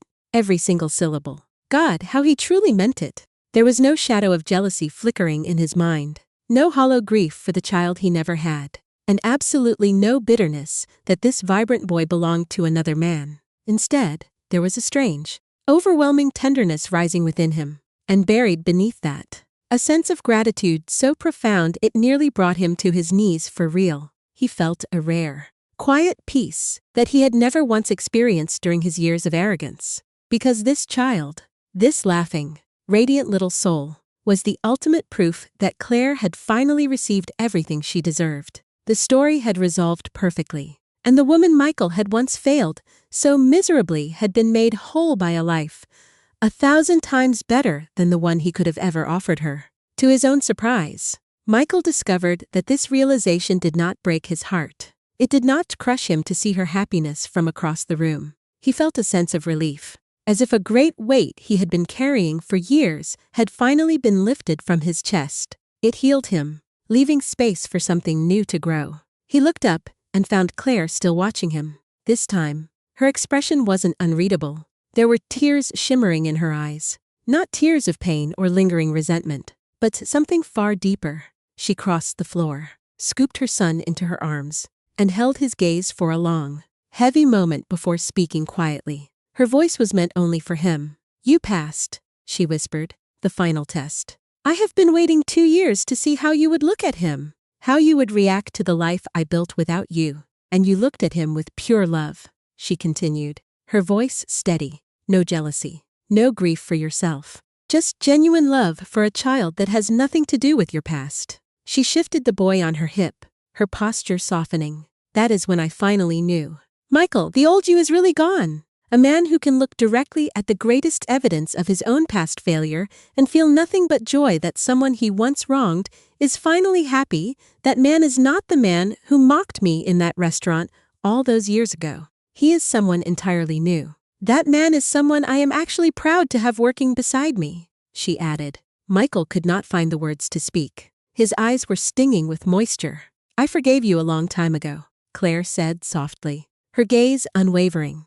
"But I will tell you something I never thought I would say. Today, watching you with my son, I don't just forgive you anymore. I am glad you exist. I am glad you became this person. The world is a much better place with the man you are now in it. And that version of Michael's is the one thing you spent your whole life chasing but could never buy. It is the only thing that was ever truly worth having. To be the kind of person the world is better for," she said. She smiled at him, a real, warm, and complete smile. It was the smile of a woman who had once been treated like nothing by a man toasting his own ego in a restaurant, and who had risen so far above him that she could now look back with nothing but grace. "Go on," she said, gesturing toward the room. "Enjoy the party. You earned your place here.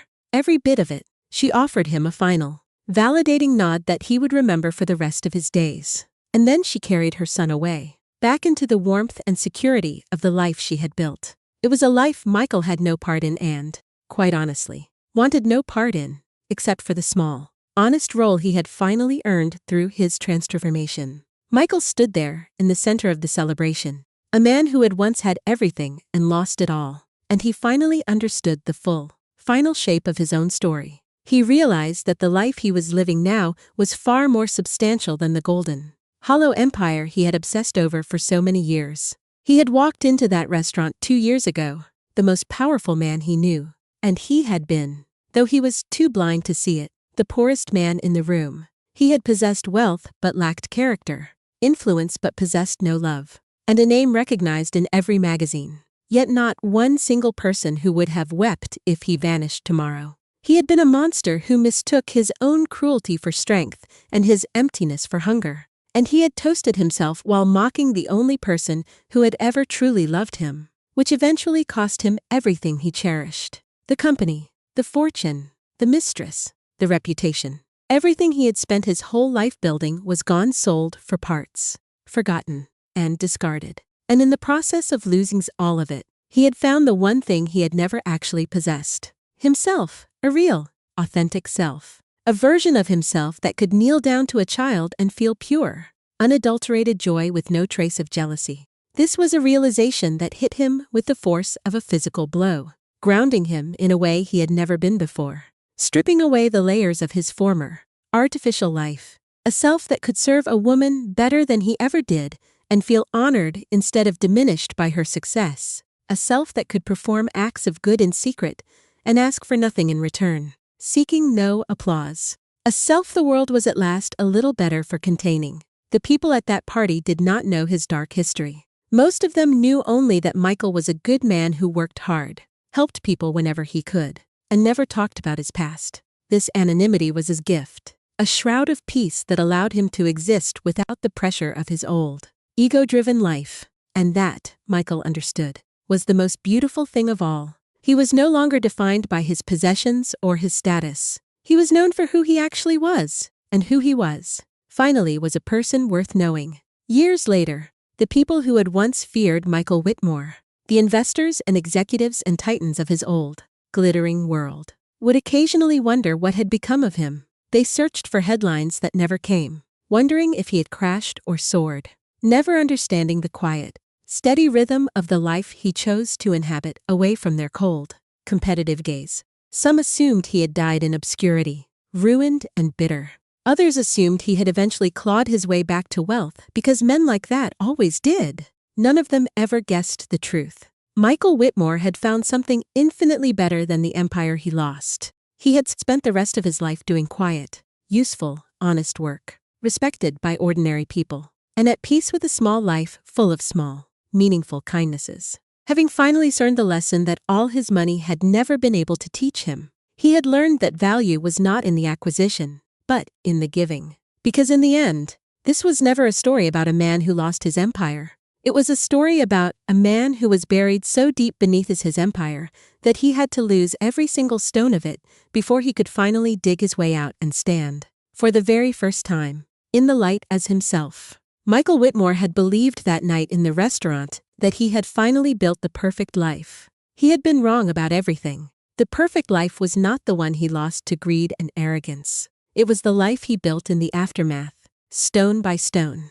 The perfect life was the one he built afterward out of the ruins with his own 2 hands, one small, honest choice at a time. And the woman he had thrown away, believing she was nothing, had turned out to be the greatest teacher of his life. She had shown him, by simply becoming everything he failed to value, the one truth that finally set him free. Love is not about finding someone who makes your life look better or elevates your status. It is about becoming someone worthy of the love you were given in the first place, and treating that love with sacred care.